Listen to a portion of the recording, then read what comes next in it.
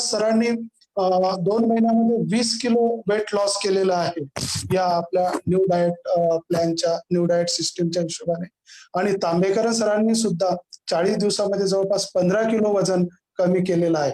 त्यामुळे तुम्हाला या दोन्ही जे काही मान्यवर वक्ते आहेत किंवा मार्गदर्शक आहेत त्यांच्या ज्ञानाचा निश्चितच फायदा होईल.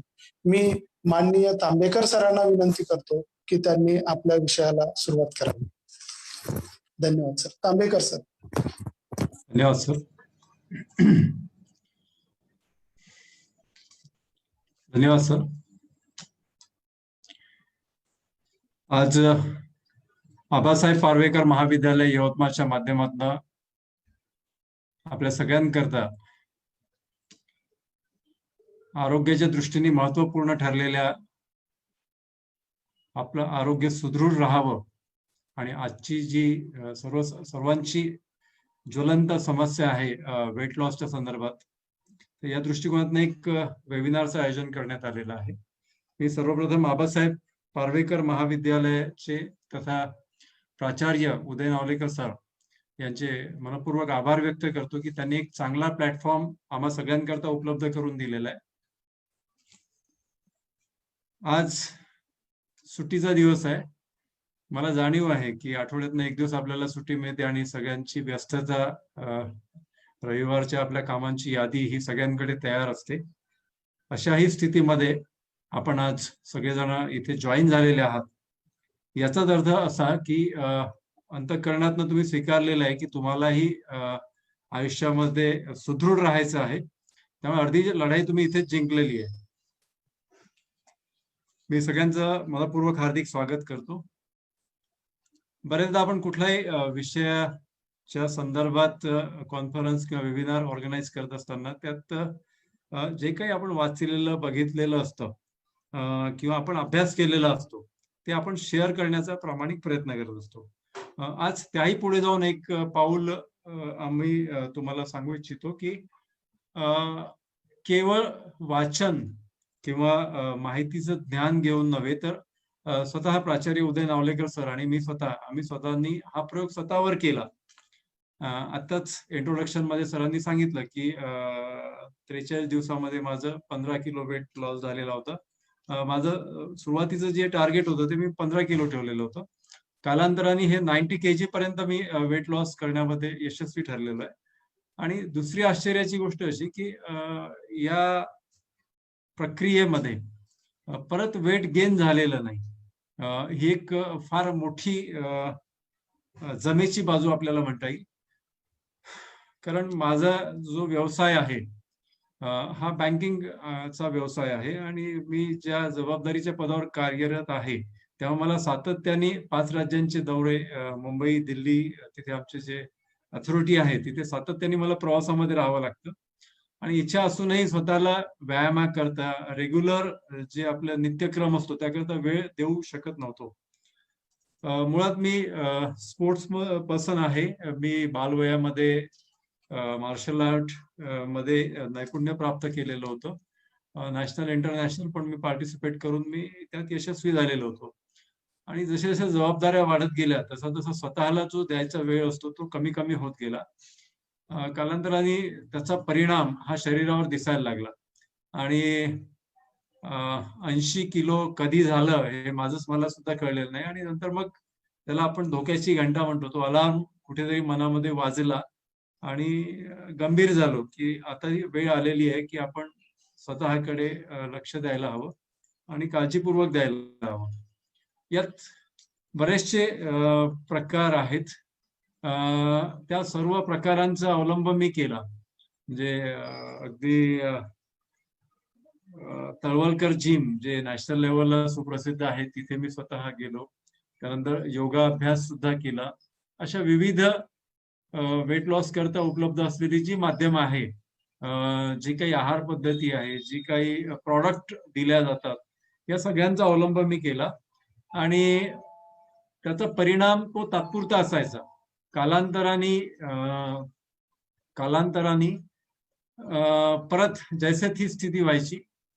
त्यामुळे कायमस्वरूपी यातनं कुठला तरी तोडगा निघावा याकरता मी सतत प्रयत्नरत होतो. आणि इच्छा असली की मार्ग हा तुम्हाला निश्चित सापडतो. त्याचप्रमाणे एकदा मी एका राष्ट्रीय न्यूज चॅनलवरती एक मुलाखत बघत होतो आणि त्या मुलाखतीमध्ये ज्यांची मुलाखत सुरू होती असे श्री चव्हाण सर होते, जे स्वतः गुजरातमध्ये एक क्लास 1 ऑफिसर आणि मला असं वाटतं की काही लोकांनी डिस्टर्ब होणार नाही याची आपण काळजी घेऊ. तर त्या मुलाखतीमधनं जी काही मी त्यांनी दिलेली माहिती ऐकली, तर त्यांना स्वतःला असंख्य असे आजार होते, बीपी, शुगर, असे असंख्य प्रकारचे एक साधारण 9 प्रकारचे आजार त्यांना होते आणि त्यांनी बरेचसे उपाय करूनही त्यांना कुठलाच मार्ग सापडलेला नव्हता. त्यानंतर त्यांनी आंतरराष्ट्रीय स्तरावर काही अभ्यास केला आणि त्यातनं त्यांना जे काही माहिती प्राप्त झाली तीच त्यांनी त्या मुलाखतीच्या माध्यमातून प्रस्तुत केलेली होती, जी मला पटली आणि पटण्याच्या पलीकडे जाऊन ती पचली. पचणं हे फार महत्वाचं आहे. तर त्यात आज आपण ज्या विषयाला न्याय देण्याचा प्रयत्न करणार आहोत, याची मी प्राथमिक माहिती आणि ओळख आपल्याला करून देणार आहोत. या विषयाशी संबंधित काही व्हिडिओ प्राचार्य नावलेकर सर यांनी आपल्या ग्रुपवरती पोस्ट केलेले आहेत. त्यातनं आपल्याला प्राथमिक आणि बरीचशी माहिती उपलब्ध होऊ शकेल. सोबतच प्राचार्य नावलेकर सर हे सुद्धा आपल्याला संबोधित करणार आहे. काही स्लाइड्स सुद्धा ते शो करू शकतील या कार्यक्रमाच्या दरम्यान, ज्यातनं आपण या विषयाच्या मुळापर्यंत आपण जाऊन त्याचा यथोचित लाभ प्राप्त करून घेऊ शकू. यात एक अगदी सरळ, साधं, सोपं, आपल्या सगळ्यांना समजेल, कळेल, रुजेल असंच हे शास्त्र आहे. याला आपण शास्त्र म्हणूया. कारण यात मुख्यत्वे 3 गोष्टींवरती थोडा फोकस केलेला आहे, की एक त्यातली पहिली गोष्ट आहे की दूध. दुधाच्या संदर्भामध्ये सांगितलेलं आहे की आपण सुद्धा बघतो की आपला जन्म झाल्यानंतर साधारण आपल्याला 1.5 वर्ष ते 2 वर्षापर्यंत आईच्या दुधाची आवश्यकता असते आणि आईचं दूध हे आपल्याकरता पोषक आहे, उपयुक्त आहे आणि नैसर्गिक आहे. पण त्यानंतर जसं आपल्याला आईची दुधाची गरज भविष्यात भासत नाही, त्यानंतर आपण प्राण्यांच्या बाबतीत जर अभ्यास केला तर कुठलाही एक प्राणी दुसऱ्या प्राण्यांचं दूध पिताना आपल्याला दिसत नाही. आणि त्यातनं खूप काही शिकण्यासारखं आहे, कारण की प्राणी हे स्वतः निसर्गाच्या सानिध्यात निसर्ग रचनेने तयार केलेल्या नुसार वागतात आणि सुदृढ म्हणून आपल्या समोर एक आदर्श प्राण्यांचं उदाहरण आपण बघू शकतो. तर दुधाचं जे सेवन आपण करतो, म्हणजे साधारण आपल्याला जन्मतः आईच्या दुधाची आवश्यकता असते आणि त्यानंतर आपल्याला पुढील आयुष्यामध्ये दुधाची खरोखर आवश्यकता ही नसते. त्यामुळे दूध हे आपण आपल्या आयुष्यातनं टाळायला पाहिजे.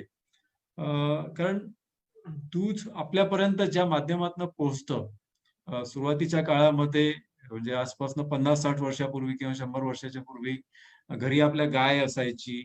त्या गायीला आपण चांगला चारा उपलब्ध होत होता, ज्यामध्ये कुठल्याही केमिकलची फवारणी केलेली नसायची. जमिनीचा पोत आणि कस हा त्या काळामध्ये चांगला असायचा.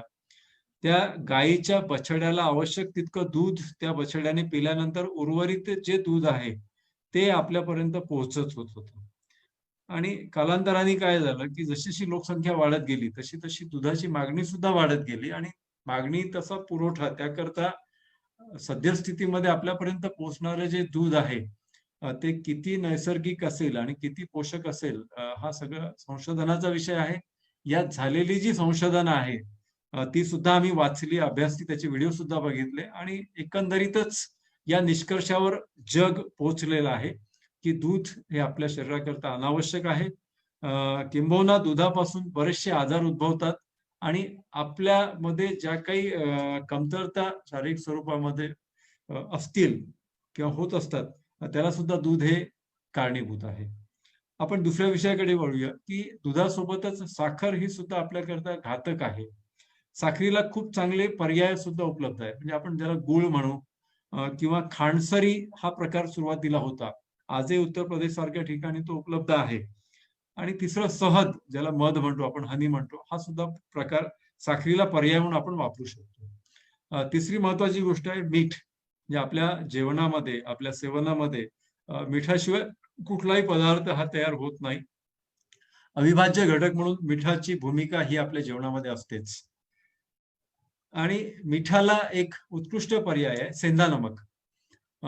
सेंधा नमक याचे मीठ म्हणून जी आपली कमतरतेची पूर्णता तर होतेच, पण त्या व्यतिरिक्त सुद्धा बरेचसे त्यामध्ये आपल्या आरोग्याच्या दृष्टिकोनातनं पोषक असे फायदे सेंधा नमक किंवा सेंधा मीठ यामध्ये उपलब्ध आहे. त्यामुळे मिठाला पर्याय आपण सेंधा नमक म्हणून वापरू शकतो. त्याच सोबत साखरेला हा गूळ अतिशय चांगला पर्याय होऊ शकतो. दूध हे आपण अवॉइड करायला पाहिजे. दुधाचं सेवन आपल्याकरता कुठल्याही अँगलने योग्य ठरणार नाही. महत्वाची गोष्ट अशी आहे की प्राण्यांच्या बाबतीत मी तुम्हाला जसं दुधाचं उदाहरण दिलं, तसंच आणखी मी उद्या एक उदाहरण देऊ इच्छितो. ज्या विषयाचा आज आपण अभ्यास करणार आहोत, जो विषय आज आपण समजून घेणार आहोत, या विषयाचं जे एक प्रमुख आपल्याला लक्षपूर्वक जी माहिती घ्यायची आहे, ते जसं की अन्नाचे सुद्धा विविध प्रकार असतात. एक आपण रॉ फॉर्म मध्ये म्हणजे कच्च्या स्वरूपातलं आणि एक शिजवलेलं अन्न, असे हे दोन प्रकार आहेत. प्राण्यांच्या बाबतीमध्ये आपण जर बघितलं की सर्व प्राणी यांना जे अन्नचा त्यांचं जे पोषण म्हणून अन्न जे ग्रहण करतात, मग काही शाकाहारी प्राणी असतील, काही मांसाहारी प्राणी असतील, तर कुठलाही प्राणी हे शिजवलेलं अन्न कधीच खात नाही किंवा ती त्याची गरज नाही किंवा त्यावर तो डिपेंड नाहीये. म्हणजे एकेकाळी आज अद्ययावत आपण ह्या सगळ्या गॅस, शेगडी हा सगळा प्रकार आपल्यापर्यंत पोहोचलेला आहे. पण जर आपण आपल्या पूर्वजांकडे वळलो, एक 10-15 पिढ्या, 20 पिढ्यांच्या आधी जर गेलो, तर तेव्हा सुद्धा मॅक्सिमम भर हा कंदमुळं, फळं, पालेभाज्या यावरच होता. आणि तो आपल्या शरीराकरता, आपल्या शरीराच्या प्रकृतीकरता नैसर्गिकरित्या आपल्याला उपलब्ध असलेलं मुख्य साधन आपण म्हणू शकतो. त्यामुळे आपण जे शिजवलेलं अन्न खातो, म्हणजे आज जर आपण आपल्या शरीराकडे बघितलं किंवा आपण आपला आहाराचा जर अभ्यास केला, कागद पेन घेऊन जर तुम्ही बसले की काल तुम्ही दिवसभरामध्ये काय काय खाल्लेलं आहे किंवा आज तुम्ही काय मेनू संडेचा स्पेशल तयार केलेला आहे आणि कसं कसं किती वेळ किती तासांनी आपण अन्न ग्रहण करणार आहोत, तर तुम्हाला लक्षात येईल की सायकोलॉजिकली आपण ते ग्रहण करत आहोत. खरंच ती शरीराची गरज आहे का, हे आज आपल्याला समजून घ्यायचं आहे. शिजवलेलं जे अन्न असतं ना, हे पचायला तुम्हाला किमान 15 ते 16 तास लागतात.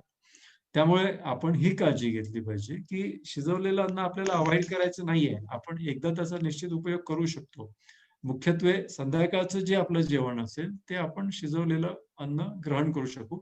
पण तेही कसं असावं, नेमकं त्यामध्ये कुठले कंटेंट असावे, या गोष्टी सुद्धा फार महत्वाच्या आहेत. आपण सगळ्यांनी ऐकलेलं आहे की आरोग्य माध्यम खुलं सर्व साधनम. त्यामुळे प्रत्येकाला आज जे यक्ष प्रश्न म्हणून आपल्या समोर उभे असतात, म्हणजे आपल्या वयासोबत आपल्या गरजा या वाढत जातात, आपल्या प्राथमिकता या ठरत जातात. त्यामुळे सुरुवातीला आपण आपल्या शिक्षणाकडे गांभीर्याने बघतो. शिक्षण पूर्ण झाल्यानंतर आपण करिअरकडे बघतो आणि मग कालांतराने आपण आपल्या व्यवसायामध्ये स्थिर स्थावर झाल्यावर आपण तिसरा क्रमांक आपल्या शरीराला देत असतो. मला असं वाटतं की आपण या अशा धोरणांनी आपल्या शरीरावर अन्याय करत असतो. आज जरी मी तुम्हाला अधिकारवाणीने सांगत असलो तरी हा अन्याय मी स्वतः सुद्धा केलेला आहे, मी मान्य करतो. पण सांगायचं तात्पर्य असं की आपण वेळीच जर दखल घेतली, आपण वेळीच जर काळजी घेतली, तर आपण खरोखर एक निरोगी, सुदृढ, चांगलं दीर्घायु प्राप्त करू शकतो. तर शरीर आणि मन असे दोन आपल्याला विभाग करता येईल. शरीरावरती आपला फोकस आज आहे, पण मला याची जी सुरुवात आहे ती मनापासून किंवा मनाला आधी समजून घेऊन जर आपण पुढचं स्टेपला जर आपण गेलो तर ते योग्य ठरेल. कारण आपल्या मनाचा हा डायरेक्ट आपल्या शरीरावर परिणाम होत असतो, हे आपल्या सगळ्यांना माहिती आहे. त्यामुळे आपलं जे मन हे सातत्याने आपण प्रसन्न कसं ठेवू शकू, किमान आपल्या मनामध्ये अनवॉन्टेड थॉट्स येणार नाहीत, किंवा आपण ती काही प्रयत्नांनी टाळू शकू का, हे सुद्धा फार महत्वाचं आहे. कारण काय होतं की साधारणतः 24 तासामध्ये जेव्हा जोपर्यंत आपण निद्रावस्थेत नसतो, अर्थातच जागृत अवस्थेत असतो, त्यावेळी 64,000 60 ते 64,000 प्रकारचे विचार आपल्या मनामध्ये येत असतात. दुःखाची 3 कारणं अनेक संत महात्म्यांनी आपल्याला सांगितलेली आहे, की दुःखाचं मूळ पहिलं जे कारण सांगितलेलं आहे, की आपल्या भविष्यामध्ये आपल्या भूतकाळामध्ये ज्या घटना घडून गेलेल्या आहेत, आपल्या मनाविरुद्ध घडलेल्या ज्या घटना असतात, दुःखद घटना ज्या असतात, त्याचं स्मरण आपण केलं की आपल्याला दुःख होतं. ते दुःखाचं पहिलं कारण आपल्याला जे सांगितलेलं आहे, ते भूतकाळात घडून गेलेल्या मनाविरुद्धच्या घटना आणि त्याचं स्मरण, यामुळे आपल्याला दुःख होतं. दुसरं दुःखाचं कारण असं आहे, की भविष्याची चिंता.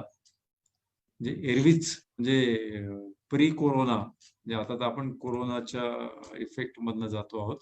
पण त्यापूर्वी सुद्धा आपण चिंतित असायचो. भविष्याविषयी सातत्याने आपल्याला काळजी ही असायची. स्वतःचं भविष्य, आपल्या मुलांचं, आपल्या परिवाराचं भविष्य याविषयी आपण सतत चिंतित असतो आणि काळजी करतो. आणि तिसरं महत्वाचं जे कारण आहे ते सांगितलेलं होतं, की अपेक्षेचं ओझं. आपण सगळेजण आपल्या सर्व नातेसंबंधातनं अपेक्षा या सतत करत असतो. मुलांकडनं आपल्या अपेक्षा असतात, की त्यांनी चांगलं शिकावं, चांगले मार्क्स प्राप्त करावे, चांगलं करिअर त्यांनी करावं. काही अपेक्षा या माफक असतात, अपेक्षित असतात.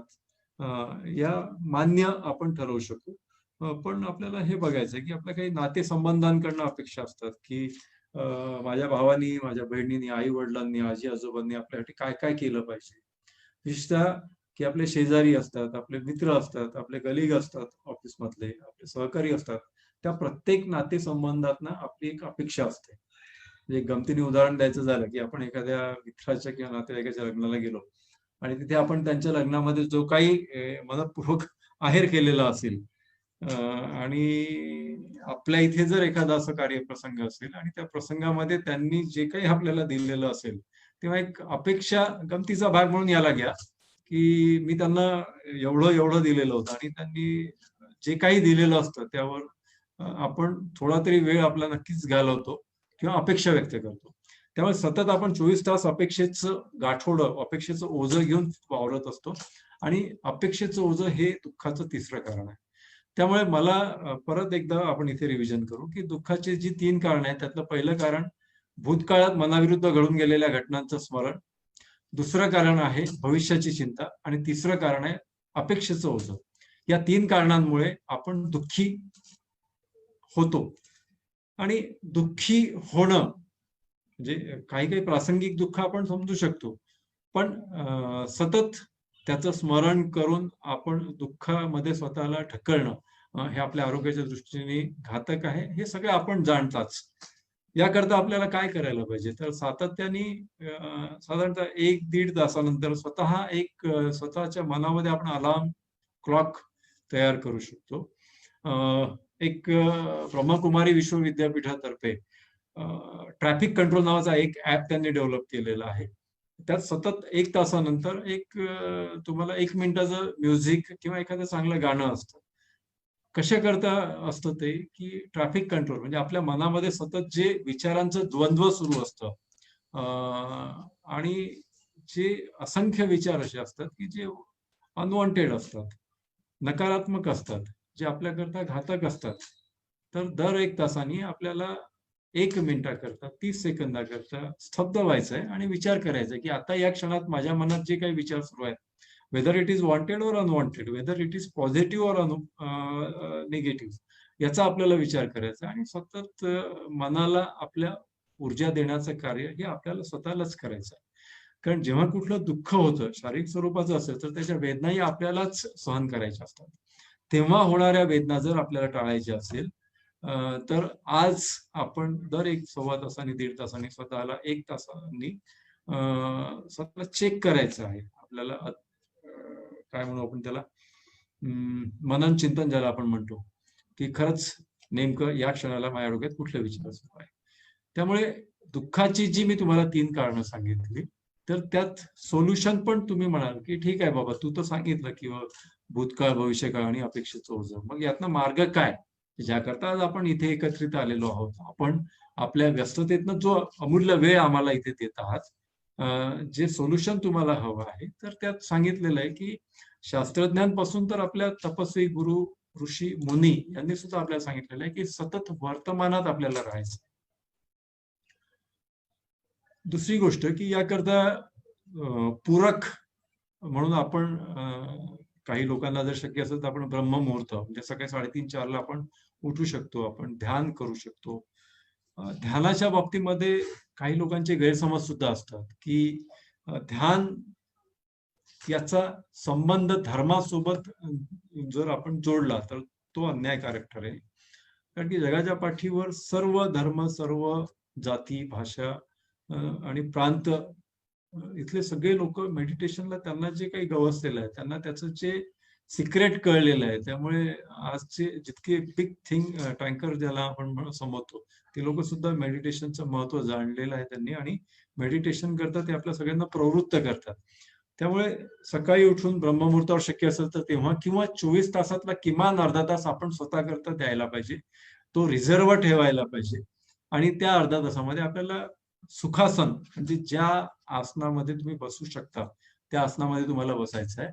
जे कुठलं तुमचं श्रद्धास्थान असेल, ज्यांना कोणाला तुम्ही गुरु म्हणून तुमच्या आयुष्यामध्ये स्थान दिलेलं असेल किंवा आपली आई हा आपला पहिला गुरु असतो. त्यामुळे आपल्याला सुखासनामध्ये अर्धा तास स्वतःला देऊन ध्यान करायचं आहे, मेडिटेशन करायचं आहे. मेडिटेशन केल्यानंतर नेमकं काय होतं किंवा ते कसं करायचं हा सुद्धा प्रश्न बऱ्याच लोकांच्या मनात असू शकतो. तर त्यामध्ये आपल्याला ही काळजी घ्यायची आहे की डोळे मिटल्यानंतर सुखासनात बसून तुमच्या हात हे अशा प्रकारचे असतील, म्हणजे ही एक मुद्रा आहे पण ही मुद्रा केलीच पाहिजे अशातला कुठला भाग नाही. तुम्ही सरळ असे हात ठेवू शकता. हात असे ठेवणे या मागे सुद्धा शास्त्र आहे की आपण स्वीकारण्याकरता, आपण एक्सेप्ट करण्याकरता तयार आहोत त्याचं प्रतीक म्हणून आपल्याला हात हे असे ठेवायचे आहेत. दुसरी महत्वाची गोष्ट अशी की तो जो काही अर्धा तास आपण स्वतःला देणार आहोत किंवा ध्यान ज्याला आपण म्हणतो, ध्यान हा इतका सरळ साधा सोपा शब्द आहे की तुम्हाला मी सांगतो की आपण लॉकडाऊनचा कालावधी जर सोडला तर आपण जेव्हा बाहेर जातो, जे आपण जर 2 व्हीलरवर किंवा 4 व्हीलरवर आपण जर रोडवरती मार्केटमध्ये असतो, एखाद्याने आपल्याला कट मारला की लगेच आपण त्याला पहिला शब्द आपल्या तोंडून काय निघतो की अरे बाबा तेरा ध्यान किधर आहे की नाही. मुलांना आपण जेव्हा मुलांचं अभ्यासात लक्ष नसतं किंवा खेळण्यामध्ये जास्त लक्ष असतं तेव्हा आपण त्यांना म्हणतो की म्हणजे मुलांचं अभ्यासात लक्ष नाहीये, म्हणजे याचाच अर्थ की उसका पढाई में ध्यान नहीं लगता है. तर ध्यानचा अर्थ आपल्याला समजून घेत असताना की ध्यानाचा अगदी सरळ साधा सोपा अर्थ मी आज तुम्हाला सांगणार आहे की वर्तमानात राहणे म्हणजेच ध्यान. म्हणजे ज्यावेळी जे आपण करतो तिथे आपला फोकस असावा त्यालाच ध्यान म्हणतात. इनफॅक्ट आपल्याला काहीतरी सतत करत राहण्याची सवय लागलेली आहे. काही नसेल तर आपल्याला अस्वस्थ वाटतं. इव्हन जेवताना सुद्धा आपल्याला डोळ्यासमोर टीव्ही किंवा एखादी युट्यूबवरचा व्हिडिओ सुद्धा बघायला आपल्याला आवडतं. पण क्वचित आपण स्वतःला एकांतामध्ये सायलेंट मध्ये ठेवण्याचा प्रयत्न करतो आणि आता आवर्जून तो आपल्याला करायचा आहे. अर्धा तास आपण स्वतःला द्यायचा आहे आणि सुरुवातीला काही दिवस तुमच्या मनामध्ये वेगवेगळे विचार येतील. जे काही विचारांचं द्वंद्व असतं ते येतील, त्यांना येऊ द्या. जन्मापासून आजपर्यंत ज्या काही घटना घडून गेलेल्या असतात त्या हळूहळू ती सगळी जी मेमरी आहे, जे काही स्टोअर झालेलं असतं ना, त्याची एक धाग्यांची उकल जशी होते तसं ते एक विचार येतील, त्याला येऊ द्यायचे. आपल्याला नेमकं काय करायचं आहे की त्रयस्थ होऊन तटस्थच्या भूमिकेमध्ये आलेल्या विचारांना बघायचं आणि त्याला जाऊ द्यायचं. एका जजच्या, एका परीक्षकाच्या तटस्थ त्रयस्थाच्या भूमिकेमध्ये राहून येणाऱ्या प्रत्येक विचारांना आपण ऑब्झर्व करायचं आणि त्याला जाऊ द्यायचं. कालांतराने तुम्हाला साधारणतः एक 20-25 दिवसांनी किंवा 40-45 दिवसांनी असा अनुभव येईल की हळूहळू विचारांचं जे काहूर ज्याला म्हणू, ज्याला कल्लोळ म्हणतो, तो हळूहळू तो कमी होत जाईल आणि हळूहळू तुम्हाला ध्यान लागायला सुरुवात होईल. ध्यान लागणे म्हणजे नेमकं काय की वर्तमानात राहणे म्हणजे ध्यान. मला असं वाटतं की सेकंड याचा जो पार्ट असेल, जेव्हा किंवा अशीच एखादी सुवर्ण संधी आपल्याला उपलब्ध होईल तेव्हा आपण याची पुढची ऍडव्हान्स स्टेज समजून घेण्याचा प्रयत्न करू. आजच्या मुख्य विषयाकडे आपण परत वळायला हवं. पण आजच्याच विषयाशी निगडीत ध्यान हे सुद्धा एक त्यातला महत्वाचा आहे. कारण मनाने जर आपण प्रसन्न असू, मनाने जर आपण आनंदित असू तरच आज जे काही आपण समजून घेणार आहोत याचं महत्व आपल्याला कळेल आणि त्याचे इफेक्ट सुद्धा, त्याचे परिणाम सुद्धा आपल्या शरीरावर सकारात्मक आणि इतक्या फास्ट आपल्याला प्राप्त होईल. मी तुम्हाला सांगितलं की आपण जे शिजवलेलं अन्न खातो, म्हणजे कुठलाही प्राणी तुम्ही बघा. आता जर गमतीचा भाग आपण विचार केला की सगळ्यात फेमस एखादं जे चिकन असतं किंवा कुठलंही नॉनव्हेज असेल, म्हणजे आपण नागपूरचा जर विचार केला, नागपूरचं सावजीचं असेल किंवा हैदराबादी चिकन असेल किंवा कुठलंही 5 स्टार हॉटेलचं चांगले चिकन जर आपण एखाद्या वाघापुढे ठेवलं तर तो वाघ ते चिकन खाईल का? अजिबात खाणार नाही. कारण त्याला निसर्गतः जन्मतः कच्चं खाण्याची आणि शिकार करून खाण्याची सवय लागलेली असते आणि तोच त्याचा आहार असतो.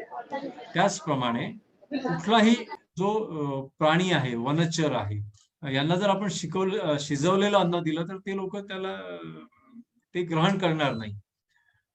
आपण लोकसंख्येच्या वाढीमुळे जे काही काय म्हणू आपण त्याला, अतिक्रमण निसर्गावर केलेलं आहे आणि आज आपले जे पाळीव प्राणी ज्यांना आपण शिजवलेलं अन्न देतो, ज्यांना जंगल, शेत उपलब्ध नाही, त्यांना चारा निसर्गतः उपलब्ध होत नाही, त्यांना आपण दिलेलं नाईलाज म्हणून खावं लागतं. बरेचदा प्लास्टिकचं सुद्धा सेवन पाळीव गायी सुद्धा बाजारात ज्या दिसतात त्या खाताना दिसतात.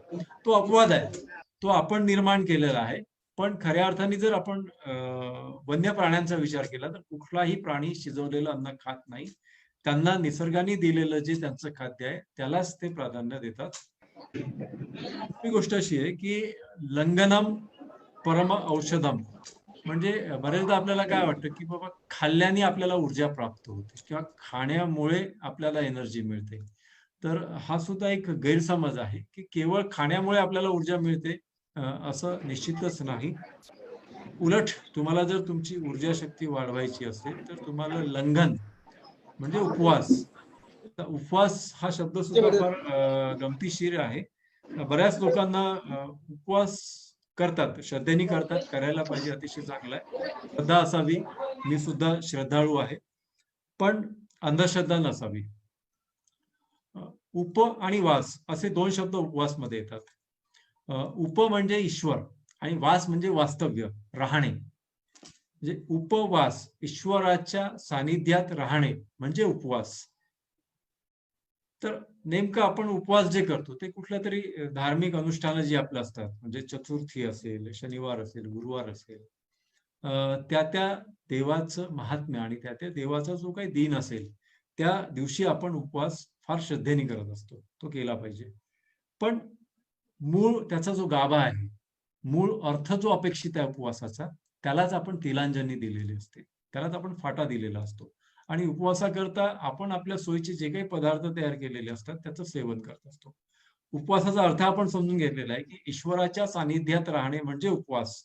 जे तो जो कुठला दिवस आपण ठरवलेला असेल, श्रावण सोमवार असेल, देवीचा मंगळवार असेल, गुरुवार असेल, शनिवार असेल, शुक्रवार असेल, त्या दिवशी आपण नक्की काय करायला हवं, म्हणजे ईश्वराला आपल्याकडनं काय अपेक्षित आहे की ईश्वराचं स्मरण करणे, ईश्वराच्या सानिध्यात राहणे म्हणजे उपवास. तर हा प्रकार आपण थोडा वेळ पूजा करताना करतो, पण हा सुद्धा संशोधनाचा विषय आहे की आपण त्या दिवशी, उपवासाच्या दिवशी ईश्वराच्या किती सानिध्यात राहतो, किती जवळ राहतो किंवा किती सहवास प्राप्त करून घेतो. त्यामुळे उपवास म्हणजे उपाशी राहणे, म्हणजे उपाशीचा अपभ्रंश उपवास असा सुद्धा समज काही लोकांनी करून घेतलेला आहे. तो आज आपण इथे समजून घेतलेला आहे. त्यामुळे लंघनम परम औषधम म्हणजे उपवास किंवा उपाशी राहणे हे सुद्धा एक औषधासारखं आपल्या आयुष्यात काम करत असतं. प्राण्यांचं जर आपण थोडंसं बघितलेलं असेल की बरेचदा एखादा आपल्या इथे पाळीव प्राणी किंवा आपल्या इथे कुत्रा असतो, तर त्याला जर पोटाचा कुठला आजार विकार झालेला असेल, त्याची प्रकृती जर अस्वस्थ वाटत असेल, तर आपण आपल्या बालपणी किंवा आपण बघितलेलं आहे की तो त्यावेळी काहीच खात नाही किंवा तो उपाशी राहतो. शक्य असेल तर मी गवत खाताना सुद्धा कुत्र्यांना बघितलेलं आहे. म्हणजे अशा प्रकारचं कच्चं अन्नधान्य खाऊन ते लोक वॉमिट करतात आणि स्वतःची प्रकृती स्वतः निसर्गाच्या सहाय्याने सुदृढ करून घेत असतात. हे सुद्धा आपण बघितलेलं आहे. तर आपण जे काही खातो, आपला जो काही इंटेक्ट आहे, तो कसा असावा, तो नेमका कसा आहे, हा सुद्धा फार महत्वाचा भाग आहे. त्या दृष्टिकोनातून आपण शिजवलेलं अन्न जर तुम्हाला खायचं असेल तर त्यात तुम्ही मॅक्सिमम जो पार्ट आहे, पोर्शन आहे, तो भाज्यांचा असायला पाहिजे. जसं आपण म्हणू की एखादी जी खिचडी आहे किंवा पुलाव आहे ज्यामध्ये जास्तीत जास्त भाज्यांचा उपयोग आपण करू शकू, असा संध्याकाळच्या वेळी हलका डाएट, हलका आहार तुम्ही घेऊ शकता. आणि माझं असं सजेशन आहे की आपण आपला व्यवसाय, आपली व्यस्तता ही सगळ्यांची आहे, माझी स्वतःची सुद्धा आहे. पण मी एक शिस्त स्वतःला लावून घेतलेली आहे की मी सकाळी ॲट एनी कॉस्ट, म्हणजे कुठल्याही कारणाने रात्री कितीही उशीर मला झालेला असेल झोपायला, तरी सकाळी 3:30 पावणे 4ला उठण्याचा मी प्रयत्न करतो. उठल्यानंतर मी माझी जी कुठली दिनचर्या असेल त्यात प्राधान्याने मेडिटेशन, ध्यान हे सातत्याने असतं, योगा असतं आणि एक्सरसाइजचा हा सुद्धा प्रकार असतो. मी साधारणतः 2-3 महिने झाले सायकलिंग सुद्धा सुरू केलेलं आहे. त्याच्या आधी मॉर्निंग वॉक असायचा. पण सायकलिंग हे सुद्धा खूप चांगलं माध्यम आहे. या माध्यमातून तुम्ही चांगल्या कॅलरीज बर्न करू शकता आणि त्याचे असंख्य फायदे आहेत, जे या ग्रुपवरती मी पुढे शेअर करेल तुम्हाला. त्या प्रकारच्या पोस्ट मी तुम्हाला शेअर करेल. तर आपण व्यायामाला महत्त्व द्यायला पाहिजे, मनाला महत्त्व द्यायला पाहिजे आणि ध्यानाला महत्त्व द्यायला पाहिजे. आपण मॅक्सिमम कच्चा आहार आपल्या आहारामध्ये त्याचं सेवन आपण करायला पाहिजे. दुसरी गोष्ट की संध्याकाळी जर आपण 7-8ला जे काही आपण शिजवलेलं अन्न ग्रहण केलेलं असेल, तर ते दुसऱ्या दिवशी किमान 16 तास पर्यंत आपण कुठलंही काहीही शिजवलं तर 16च, पण इव्हन रॉ फॉर्ममध्ये सुद्धा कुठलंही अन्न आपल्याला ग्रहण करायचं नाही किंवा काही आपल्याला खायचं नाहीये. सुरुवातीला आपल्याला आश्चर्य वाटतं, आपल्याला सवय नसते. आपण हे ऐकलेलं आहे की सकाळी उठल्याबरोबर खूप हेवी ब्रेकफास्ट केला पाहिजे आणि चांगल्या-चांगल्या तज्ञांनी सुद्धा आपल्याला सांगितलेलं असतं. त्यावर आपण विश्वास ठेवलेला असतो. पण आज जे काही आम्ही तुम्हाला शेअर करणार आहोत, जी काही माहिती तुम्हाला देणार आहोत, ती अभ्यासाअंती सायंटिफिकली आम्ही स्वतः तपासून पडताळून आणि त्याचे स्वतःवर आम्ही प्रयोग केलेले आहे. आम्हाला अतिशय उत्कृष्ट रिझल्ट प्राप्त झालेला आहे. कुठलाही वीकनेस आम्हाला प्राप्त झालेला नाही. उलट एक BMI नावाचं मशीन असतं, त्यावरती मी दर संडेला चेक करत असतो स्वतःला, की आपल्या BMI किती असायला पाहिजे, किती आहेत, आपलं व्हिज्युअल फॅट किती असायला पाहिजे, फॅट शरीरामध्ये किती असायला पाहिजे, आयडियल त्याचं प्रमाण काय आहे. आणि मला अभिमानाने सांगता येईल तुम्हाला, की माझ्यामध्ये ट्रिमेंडस चेंजेस या सर्व अंगीकारण्यामुळे प्राप्त झालेले आहे. त्याचे रिझल्ट्स मला मिळालेले आहेत. आणखी एक गमतीशीर भाग त्यामध्ये, की आपला बॉडी एज जे आपल्याला वाटतं, की माझं वय इतकं आहे. तो आपण ग्रह करतो आणि खूप आनंदामध्ये तो वाढदिवस आपण साजरा करत असतो. पण मित्रांनो, एखाद वेळ जर शक्य झालं तर BMI मशीनवर स्वतःची टेस्ट जर तुम्ही केली, तर इतर जे तुम्हाला जसं आपण ECG ची टेस्ट करत असतो, पॅथॉलॉजी लॅबमध्ये जाऊन आपण आपलं शुगर टेस्ट करतो किंवा ब्लड टेस्ट करत असतो.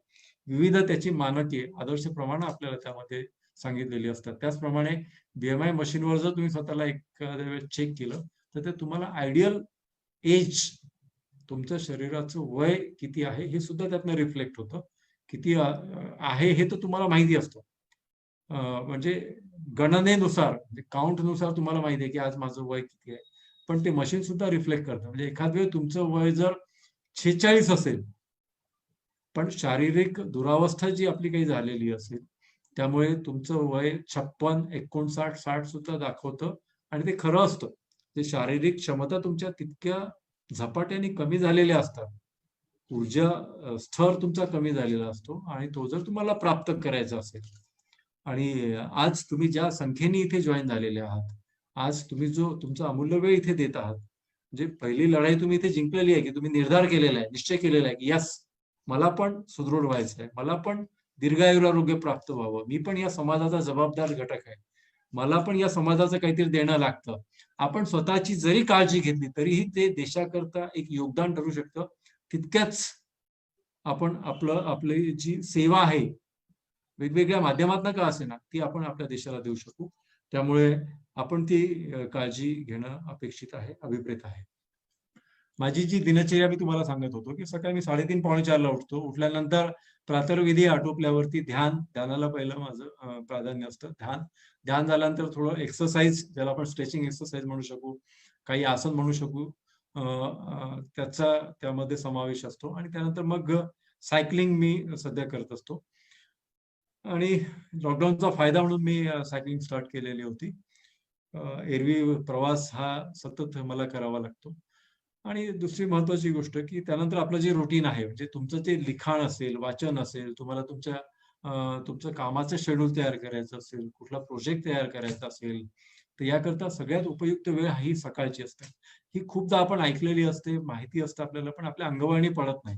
पण एकदा जर तुम्ही सकाळी लवकर उठायला सुरुवात केली तर तिची सकाळच्या वेळ जी ऑक्सिजन लेवल आहे, तिची ऊर्जा आहे.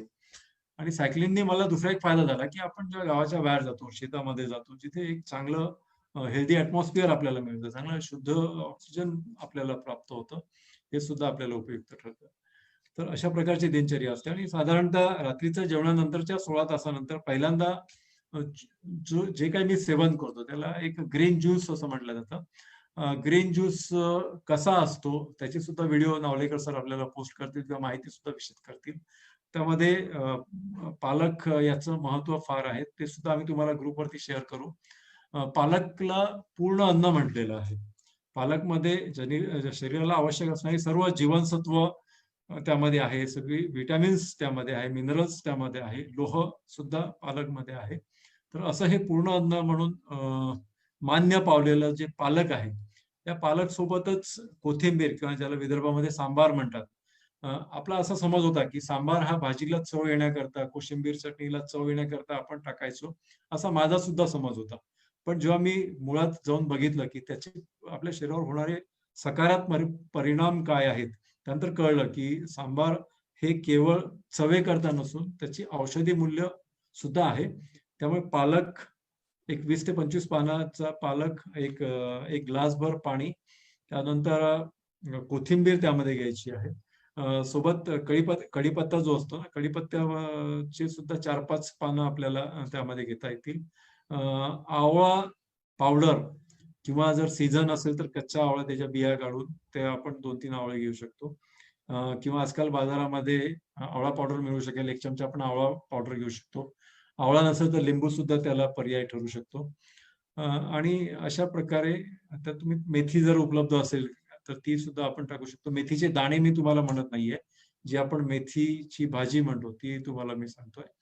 तर म्हणजे पालक, कोथिंबीर, मेथी, आवळा, त्यानंतर कढीपत्ता हे आपण त्यामध्ये टाकू शकतो. आणि सगळ्यात महत्वाचं त्यामध्ये सेंधा नमक, जे चवीनुसार अगदी थोडंसं सेंधा नमक आपल्याला त्यामध्ये टाकायचं आहे. आणि मिक्सरमधनं त्याला चांगलं ग्राइंड करून घ्यायचं आहे. आणि सगळ्यात महत्वाचं लक्षात घ्या की त्याला 2दा गाळून घ्यायचं आहे. गाळताना जी स्टीलची गाळणी असेल त्यांनी घेतलं तर त्यात जाडसर येईल, जे आपल्याला अपायकारक सुद्धा, अपाय इन द सेन्स कोणाला ते सहन होणार नाही किंवा थोडं डोकं गरगरल्यासारखं होईल. तो जो ज्यूस आहे तो उसाच्या रसासारखा, पाण्यासारखा पातळच असायला पाहिजे. तो थिक नसावा, जाडसर नसावा. त्यामुळे वस्त्रगाळ त्याला करा किंवा 2दा वस्त्रगाळ पण त्याला करता येईल. उसाच्या रसासारखा, पाण्यासारखा पातळ तो रस असावा. असा रस सर्वप्रथम आपण आपल्या दिनचर्येची, दिवसाची आहाराची सुरुवात करत असताना आपण जर घेतला तर त्यामुळे आपल्या शरीराचं, पोटातलं कसं क्लिन्झिंग होतं आणि त्या मुख्य विषयाकडे, ज्याला संजीवनी क्रिया आणि बरंच काही, नावलेकर सर त्यावरती प्रकाश टाकतील. नावलेकर सर अधिक माहिती आपल्याला त्याविषयी देणार आहे. त्यामुळे मी ते तो विषय मी थोडासा टाळतो. त्यानंतर जशी जशी आपल्याला भूक लागत जाईल, साधारण 1-1.5 तासांनी तुम्हाला भूक लागेल, तर तेव्हा तुम्ही जे काही रॉ फॉर्म मध्ये असेल, काकडी असेल किंवा गाजर असेल किंवा ज्या कुठल्या फळभाज्या असेल, सॅलड ज्याला म्हणतो आपण, अशा प्रकारचं सिझनेबल आणि रिझनेबल जे मार्केटमध्ये उपलब्ध असेल हे तुम्ही सेवन करू शकता. मोड आलेली मटकी असेल, त्यामध्ये तुम्ही कच्चा कांदा, कच्चा टमाटर, कोथिंबीर, सेंधा नमक, लिंबू पिळून छान टेस्ट त्याची लागते, ते सुद्धा तुम्ही सेवन करू शकता. असं तुम्हाला काही फळं तुमचे सिजनेबल जे आहेत ते तुम्ही फळं खाऊ शकता, फळांचा रस तुम्ही घेऊ शकता. एक साधारणतः 4:30, 5, 6, 7 पर्यंत तुम्हाला जेव्हा जशी भूक लागेल तेव्हा जे काही रॉ फॉर्म मध्ये कच्चं तुम्हाला खाता येईल तो खाण्याचा तुम्ही प्रयत्न करा. 1, 2, 3 दिवस तुम्हाला थोडंसं जाणवेल, पण जशी सवय होईल तसं तुमचा उत्साह वाढलेला असेल, तुमची एनर्जी लेवल कितीतरी पटीने वाढलेली असेल आणि त्याचे रिझल्ट्स मी तुम्हाला सांगणार आहे. ते जेव्हा जसे जसे आपल्याला प्राप्त होत असतात त्याच तुमचे दैनंदिन कामकाज आणि डाएट यांचे नियोजन कसे करता. आज वेलकम लवांडे मॅडम. महाराष्ट्र राज्य फेडरेशनच्या मुख्य कार्यकारी अधिकारी सन्माननीय सुरेखा लवांडे मॅडम सुद्धा आजच्या ह्या वेबिनार मध्ये सामील झालेल्या आहे आणि पुण्यावरनं त्या जॉईन झालेल्या आहे. मी त्यांचं स्वागत करतो. आता त्यांनी एक प्रश्न विचारलेला आहे की तुमचं दिनचर्या तुमची कशी असते आणि त्यामध्ये डाएट कसा असतो. तर मला साधारणतः एक 10ला ऑफिसला जेव्हा आपण निघत असतो तेव्हा ऑफिसमधून निघतानाच जो काही ग्रीन ज्यूस आहे, आता इथे मला पॉसिबल आहे, इथून माझं ऑफिस आणि घर यामध्ये एक 5-7 मिनिटाचं अंतर असल्यामुळे घरी तो पालक ज्यूस तयार करून माझ्यापर्यंत पोहोचतो आणि मी तो सेवन करतो 12-1 वाजता. जर तुम्ही प्रवासात असाल तर अशा वेळी मी तुम्हाला सांगितलंय की जे काही फळांचा रस तुम्ही सेवन करू शकता. आणखी एक बेस्ट ऑप्शन तुम्हाला सांगतो जे 12 महिने आपल्याला उपलब्ध होऊ शकेल. कोकोनट ऑइल, कोकोनट नारळ पाणी ज्याला आपण म्हणू, हे 12 महिने आणि आजकाल खेड्यापाड्यामध्ये सुद्धा आपल्याला सहज उपलब्ध होतं. ते तुम्ही प्रवासात कॅरी सुद्धा करू शकता. आजकाल ते कट करून देतात. वेळेवरती आपण त्याला यूज करू शकतो. तर जर पालक नसेल तर नारळ पाण्याचा सुद्धा पर्याय आपल्याला योग्य ठरू शकतो. त्यानंतर जे काही रॉ फॉर्म मध्ये आपल्याला फळं, सिजनेबल किंवा कडधान्य ही आपण सगळी खाऊ शकतो. आणि त्यानंतर अपर्णा मारावर मॅडम नाशिकवरनं जॉईन झालेले आहेत. वेलकम. मी तुम्हाला सांगू इच्छितो की साधारणतः एक 5:30, 6, 7 वाजता संध्याकाळी जसं तुमच्या सोयीने तुम्हाला शक्य असेल तसं तुम्ही शिजवलेलं अन्न एक वेळ खाऊ शकता. त्यामध्ये भाजी असेल, पोळी असेल. थोडं आपल्याला आपल्या जिभेचे जे चोचले आजपर्यंत आपण करत आलेलो आहोत ते थोडे अवॉइड करण्याचा आपण प्रयत्न करू. आता थोडं सिरियस हो. हॅलो. हा. तर आपण आता शरीराकडे, आपल्या प्रकृतीकडे, आपल्या भविष्याकडे गांभीर्याने बघून काही आजपर्यंत जे काही जिभेचे चोचले आपण पुरवलेले आहेत त्यामध्ये कटाक्षाने शिस्त आपण आपल्या जिभेला लावूया. याचा अर्थ असा नाही की एक वृक्ष असं काही हे आपल्या डाएट मध्ये असेल. तुम्हाला ज्या ज्या काही जे काही तुमचे फेवरेट आयटम्स असतील इन्क्लुडिंग स्वीट. अमिना मॅडमचा प्रश्न आलेला आहे की रात्री तुम्ही 3:30-4 आपलं सकाळी 3:30-4ला उठता तर तुम्ही रात्री कितीला झोपता. प्रत्येकाला किमान 6 तास झोप ही आवश्यक आहे. पण जर तुम्ही ध्यान करत असाल, तुम्ही मेडिटेशन करत असाल तर तुम्ही 4-4.5 तास, 5 तास झोप जरी झाली तरी तुमची ती साऊंड स्लीप होणं फार महत्वाचं आहे. साऊंड स्लीप या विषयावर सुद्धा एखादा वेबिनार आपण भविष्यामध्ये घेऊ. कारण ज्याप्रमाणे मोबाईल डिस्चार्ज झाल्यावर त्याला आपण चार्ज करतो तसं आपलं शरीर, आपली प्रकृती, आपली बॉडी चार्ज करण्याकरता झोप ही रामबाण उपाय असते, ती आवश्यक आहे. आणि यावर सुद्धा शास्त्रोक्त झोप कशी असावी यावर सुद्धा एक वेबिनार घ्यावा, इतकं महत्व झोपेला आहे. त्यामुळे मी 4:30 ते 5 तास किंवा ही झोप मला पुरेशी आहे. सवयीने ती शक्य आहे. ती साऊंड स्लीप असणं गरजेची आहे. तर संध्याकाळी जे काही शक्य असेल ते आपण घेऊ शकतो. मी तुम्हाला सांगितलं की त्यानंतर तुम्हाला काही ग्रहण करायचं नाही.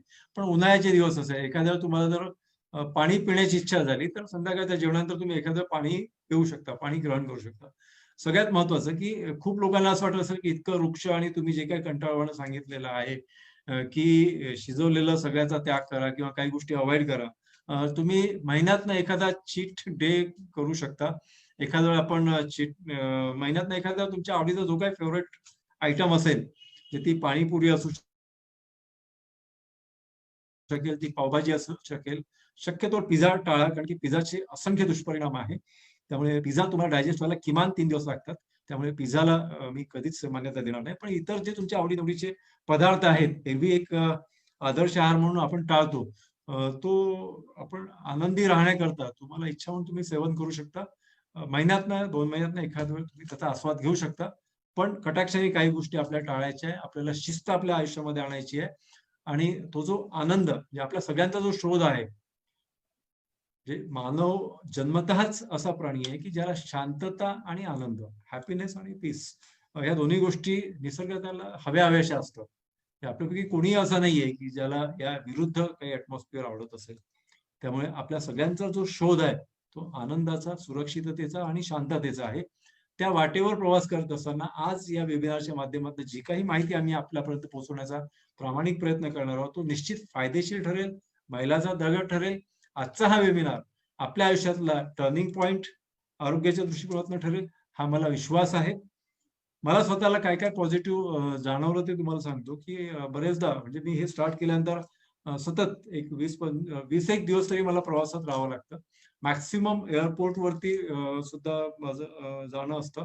मुंबई इंटरनॅशनल असेल किंवा दिल्ली इंटरनॅशनल असेल, तिथे 3-3, 4-4, 5 किलोमीटर आपल्याला त्या एअरपोर्टवरती चालावं लागतं. बरेचदा तिथे लिफ्टचा सुद्धा ठेवलेले असतात आणि हैदराबाद इंटरनॅशनल एअरपोर्टला सुद्धा तिथे पोर्टर जे ठेवलेले असतात, म्हणजे याला कुली म्हणतो आपण, हमाल म्हणतो सामान घ्यायला एअरपोर्टचे. त्याचा वापर मी करत असे. जेव्हा मला 8 दिवस 10 दिवसाच्या दौऱ्यावरती 2-3 बॅगा घेऊन जायला लागायच्या त्यावेळी आणि थोडंसं थकल्यासारखं होत होतं मला. पण जेव्हापासून मी ही आहार प्रणाली अडॉप्ट केली, तेव्हापासून मला सांगायला आनंद वाटतो, की माझ्यामध्ये एक वेगळी ऊर्जा, एक वेगळा आनंद, उत्साह माझ्यामध्ये संचारला आणि आता कोणाच्याही मदतीशिवाय त्या सगळ्या बॅगा मी स्वतः कॅरी करतो आणि पहिल्यापेक्षा माझी चालण्याची स्पीड ही वाढलेली आहे. जिथे कुठे लिफ्टचा पर्याय असतो, तिथे मी लिफ्ट अव्हॉइड करून चक्क मुंबईला आमचं नरिमन पॉइंटला कॉर्पोरेट ऑफिस आहे. मी प्रत्येक ठिकाणी पायऱ्यांचा उपयोग करतो, स्टेअर्सचा उपयोग करतो. लिफ्टला मी टाळतो. जिथे कुठे स्टे असतो, म्हणजे ज्या काही कुठल्या हॉटेल्समध्ये माझा स्टे असतो, तिथे सुद्धा ते लोकं म्हणतात, की "बाबा नाही तुम्ही लिफ्टचा उपयोग करा." पण मी कटाक्षाने टाळतो आणि मला त्यातनं आनंद वाटतो. म्हणजे मी तुम्हाला सांगू इच्छितो, की 5 ते 7 मजले चढल्यावर सुद्धा जो थकवा किंवा धाप लागणं हा जो प्रकार आहे, हा माझ्यासोबत होत नाही. म्हणजे प्रचंड ऊर्जा वाढलेली आहे, प्रचंड उत्साह वाढलेला आहे. पहिल्यापेक्षा मी अधिक कार्यक्षम झालेलो आहे आणि येस, मगाशी मी जे तुम्हाला BMI मशीनचं रहस्य सांगितलेलं होतं, त्यामध्ये माझं जे बॉडी एज आहे, हे पहिल्यापेक्षा 16 वर्षांनी कमी झालेलं आहे. त्यामुळे आपल्या सगळ्यांना आजच्या या वेबिनारमध्ये सहभागी झाल्याबद्दल तुमच्या सगळ्यांचे आभार व्यक्त करताना तुम्हाला शुभेच्छा देतो आणि आजचा हा दिवस आपल्या सगळ्यांच्या जीवनातला आनंदाचा दिवस असेल, उत्साहाचा दिवस असेल. आपल्या आयुष्याला एक वेगळी कलाटणी देणारा आजचा हा दिवस ठरेल आणि या दिवसाचं औचित्य साधून इथून पुढील याच विषयाच्या शास्त्रोक्त आणि त्यातलं सखोल ज्ञान जे वेगवेगळ्या माध्यमातनं आपल्याला स्लाइड्सच्या आणि यानंतर व्हिडिओच्या माध्यमातून नावलेकर सर आपल्याला देणार आहे. नावलेकर सरांनी यासोबतच आणखी काही प्रयोग स्वतः केलेले आहेत. त्याचे खूप चांगले परिणाम त्यांना प्राप्त झालेले आहे. त्याच करता आज आपण इथे एकत्रित आलेलो आहोत.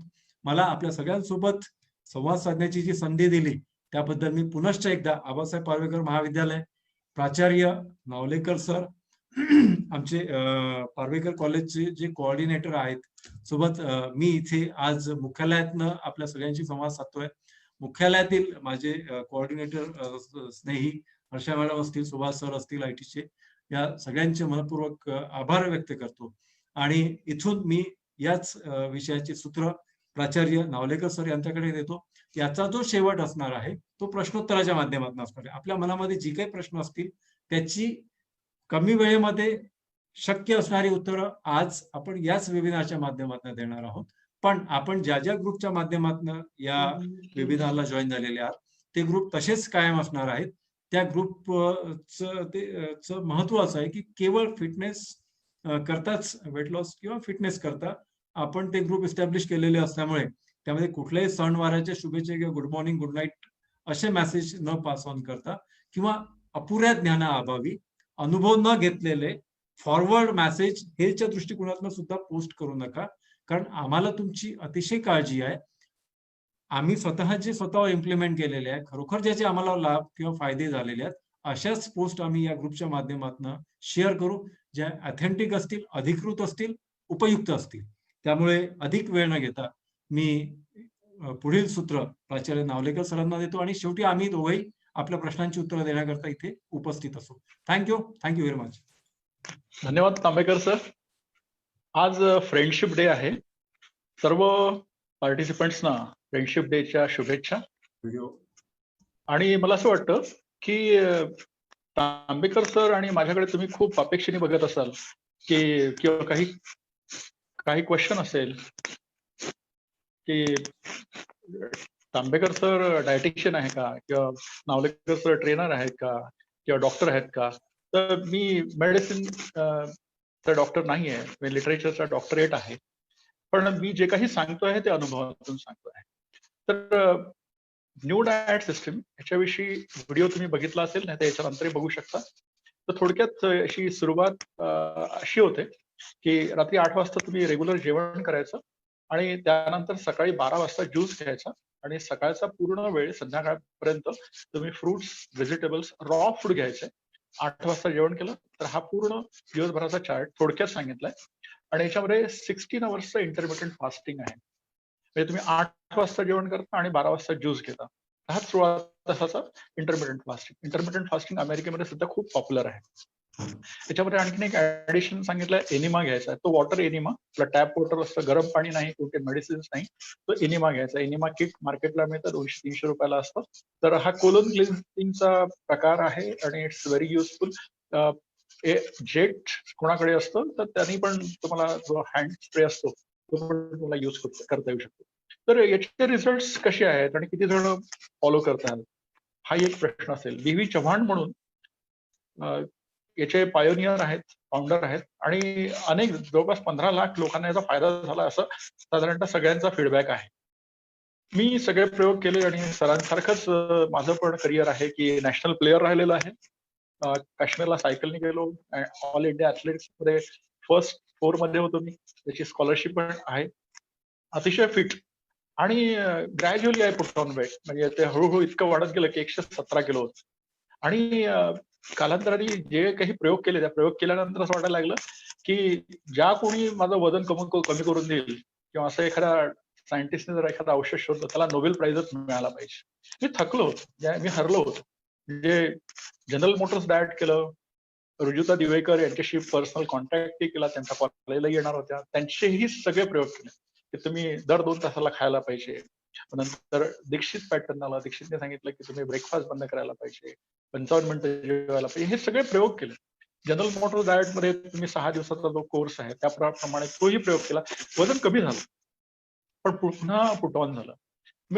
मी साधारणतः डिसेंबरमध्ये 110 किलोवर सेटल झालो आणि मग प्रयोग करायचा काय की करायचा नाही.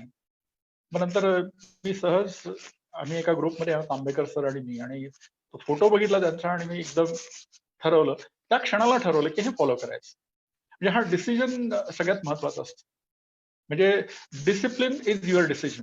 म्हणजे त्या तुमच्या डिसिजन मध्ये डिसिप्लिन असलं पाहिजे आणि once your discipline it becomes a habit आणि ती हॅबिट होऊ शकते. तर मी जवळपास 40 दिवसात 12 किलो वजन कमी केलं आणि मला नंतर काही गोष्टी लक्षात आल्या, म्हणजे त्या मी तांबेकर सरांशी पण शेअर केल्या नाही की नेमकं हे काय आहे आणि काय सूत्र आहे.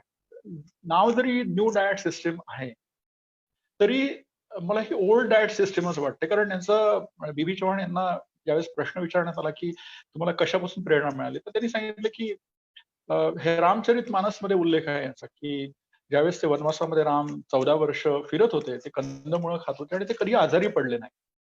तर मग हे जुनंच पॅटर्न आहे.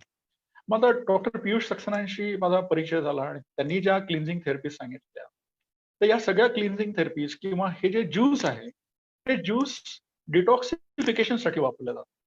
क्लिन्झिंग थेरपीमध्ये पण बॉडी डिटॉक्स करणं महत्वाचं आहे. हे का बरं महत्वाचं हे पहिले समजून घ्या. मी अनेकांना हा न्यू डाएट पॅटर्न सांगितला, पण पहिल्यांदा विशेषतः ज्या काही माझ्या परिचित ज्या काही महिला वर्ग होता ते तर एकदम घाबरून गेले. आमची डाएटिंग होत नाही, फास्टिंग आम्हाला सांगू नका. एक एकदम ऍडव्हर्स अशी रिॲक्शन राहायची त्यांची. तर बघा, आपल्याला या डाएटमध्ये एक ऍडव्हान्टेज आहे की तुम्हाला कोणताच एक्सरसाइज करायचा नाही. जनरली आपण पाहतो की सगळेजण आपल्याला सांगतात की फिरायला जा, जिमला जा, पण बरेचदा असं लक्षात येतं की फिरायला जाऊन वजन नाही कमी होत, जिमला जाऊन वजन ते का होत नाही हा एक प्रश्न आहे. माझे काही बेसिक प्रश्न आहे, मी तुम्हाला होमवर्क म्हणून सांगतो. जसं तुम्ही मला प्रश्न विचारणार आहात ना, तसा एक माझा प्रश्न आहे की when do you burn your fat, where does the fat go. तुम्ही तुमच्या फॅट बर्न केला. तर माझं 20 किलो वजन कमी झालं, आंबेकर सरांचं 20 किलो. हे 20 किलो वजन गेलं कुठे, हा एक माझा प्रश्न आहे. हा तुम्हाला जर आला ना तर तुम्हाला हे सगळं मेकॅनिझम समजून जाईल. मेटाबॉलिझम काय असतं आणि बॉडीची सिस्टीम काय याचा शोध घ्या तुम्ही. हा माझा होमवर्कचा प्रश्न. आज उत्तर आलं चालेल, नंतर केव्हाही आलं तरी चालेल. असा प्रश्न असा असतो की आपण घरात असताना आपल्याला नर्वसनेस झाला तरी आपण खातो, आपण हॅपी असलो तरी खातो, लॉकडाऊन डिक्लेअर झालं तरी खातो, लॉकडाऊन एक्सटेंड झालं तरी खातो, म्हणजे अपसेट झालो तरी खातो, बोर झालं तरी खातो, काहीच करायचं नसेल तरी पण फ्रीजचं दार उघडतो, किचन मधले डबे उघडतो. याला काय म्हणतात? याला इमोशनल इटिंग म्हणतात. या इमोशनल इटिंगमुळे आपलं वजन वाढतं. आता ह्या इमोशनल इटिंग हा एक डिसऑर्डर म्हणून समजला गेलेला आहे मेडिकल सायन्समध्ये. जसं स्ट्रेस मॅनेजमेंट आहे तसं हा इमोशनल इटिंग हँडल करता आलं पाहिजे. आता हे असताना मी आणखीन या न्यू डाएट सिस्टमचा तुम्हाला तो व्हिडिओ आहे त्याच्यात तुम्ही बघा, पण मी थोडेसे वेगळे माझे ऑब्झर्वेशन सांगतो की असं जेव्हा प्रत्येक वेळेस नवीन रिसर्च येतो. आता यांनी सांगितलंय की सकाळी 12 पर्यंत खायचं काहीच नाही आणि पाणी पण प्यायचं नाही. आता सकाळी 12 पर्यंत पाणी प्यायचं नाही हे आपल्याला खूप कठीण वाटतं आणि इम्पॉसिबल वाटतं. पण हे कशासाठी सांगितलं असेल? हे हार्मोनल इम्बॅलन्स आपल्या शरीरात झालेला तो बॅलन्स करण्यासाठी. पण तुम्ही हा करत असाल तर ठीक आहे, पण 15 दिवस करून बघा आणि 15 दिवसानंतर तुम्ही एका वेगळ्या पॅटर्नवर शिफ्ट व्हा. तर तो पॅटर्न असा आहे, कारण याच्यामध्ये काही जणांच्या ज्या प्रतिक्रिया अशा असतात की त्यावेळेस तुम्ही हे ग्रीन ज्यूस घेतात, विशेषतः पालक घेता किंवा आणखी ग्रीन तुम्ही याच्यात टाकता, त्याच्यामुळे लूज मोशन्स होऊ शकतात काही जणांना. हे घाबरण्याचं काही कारण नाहीये. आपली बॉडी ऍसिडिक असतं, ती अल्कलाईन होण्याची ही प्रोसेस आहे, डिटॉक्सिफिकेशनची प्रोसेस आहे. त्या पालकने आपल्याला खूप पॉवर मिळते, एनर्जी मिळते असं नाही. साधारणतः 4 ग्लास आपल्याला प्यायचा आहे. जेव्हा तुम्हाला भूक लागली त्यावेळेस तुम्ही ते प्यायचं असं सांगितलं. तुम्ही टरबूज खा, जेवढे काही फळं घ्या, त्यात क्वांटिटीचा काही प्रश्न नाही.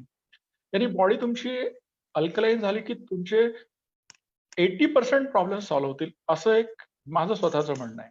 पण नवीन मेडिकल सायन्सचा रिसर्च असं सांगतो की कॉर्टिसॉल हे जे हार्मोन आहे, ज्याच्यामध्ये आपल्याला एनर्जी मिळते, इफिशियन्सी मिळते, ते सकाळी 6 वाजल्यापासून अतिशय ऍक्टिव्ह असतं संध्याकाळी 6 पर्यंत. आणि आपलं लेप्टिन हार्मोन आहे हे थोडंसं पॅसिव्ह असतं. थायरॉइड हे हार्मोन परत ऍक्टिव्ह असतं. म्हणजे सकाळी आणि लेप्टिन हार्मोन काय करतं? लेप्टिन हार्मोन तुम्हाला लगेच भूक लागण्याची संकेत देतो. तुम्हाला खायची प्रेरणा देतो. हे आपलं ब्रेन फंक्शन काय करत कसं करतं? आपल्या या सगळ्या हार्मोन्सच्या मेसेजेसमुळे. मग हा लेप्टिन रेझिस्टन्स जो आहे हा समजून घ्यायला पाहिजे. जसं डायबेटिक पेशंटला इन्सुलिन रेझिस्टन्स असतो, तसं फॅट पर्सनला लेप्टिन रेझिस्टन्स असतो. मग आता जे माझं स्वतःचं मत आहे की या न्यू डाएटच्या थोडंसं कॉन्ट्राडिक्टरी आहे, विरोधी आहे. पण एक प्रयोग करून बघा 15 दिवसानंतर की ज्यावेळेस तुम्हाला भूक लागत नाही त्यावेळेस तुम्ही जेवा. 6 वाजता उठल्याबरोबर जेवायला बसा. तुम्हाला जितकं काही जेवता येईल तितकं जेवा. हा एक प्रयोग करा. म्हणजे आणि बघा सगळ्यात महत्वाचं माझं ऑब्झर्वेशन की आपल्या बॉडीला सरप्राइजेस आवडतात, शॉक्स आवडतात. आणि आपल्या लिव्हरला सरप्राईज आवडतं. मग ही आपली जी सिस्टीम आहे, ही ट्रॅडिशनल जी सिस्टीम आहे, ही थोडीशी ब्रेक करण्यासाठी या गोष्टी निश्चित महत्वाच्या वाटतात मला. आणि हे इन्सुलिन रेझिस्टन्स त्याच्याविषयी आपण डायबेटिक पेशंट्सला तर जास्त माहिती आहे. डायबेटिक पेशंट्सच्या वेगवेगळ्या तक्रारी असतात. पण आपला सगळ्यात महत्वाचं आहे की आपली लाईफस्टाईल कशी असली पाहिजे? Fitness is our lifestyle. मग आपल्याला फिट राहायला पाहिजे. आपली एनर्जी लेवल सगळ्यात जास्त असली पाहिजे. म्हणजे कशी असली पाहिजे? हे वेल आहात तुम्ही की इल आहात? हे 5 वर्षापूर्वी जी तुमची फिटनेस लेवल आहे, एनर्जी लेवल आहे, ती आज जर असेल तर यू आर फिट. तुम्ही आजारी नाही म्हणून तुम्ही फिट असं मी म्हणत नाही. म्हणजे WHO ने पण तीच व्याख्या केलेली आहे. तुमची एनर्जी, तुम्ही सोशली, इमोशनली, स्पिरिच्युअली साऊंड असले पाहिजे. मग हे असणं अत्यंत गरजेचं आहे. मग आता फिटनेससाठी तुम्हाला परत डिसिप्लिन आवश्यक आहे. मग आता न्यू डाएट सिस्टम मध्ये तुम्हाला अजिबात व्यायाम सांगितला नाही. मग व्यायाम करायला पाहिजे का? आंबेकर सर तर व्यायाम करतात आहेत.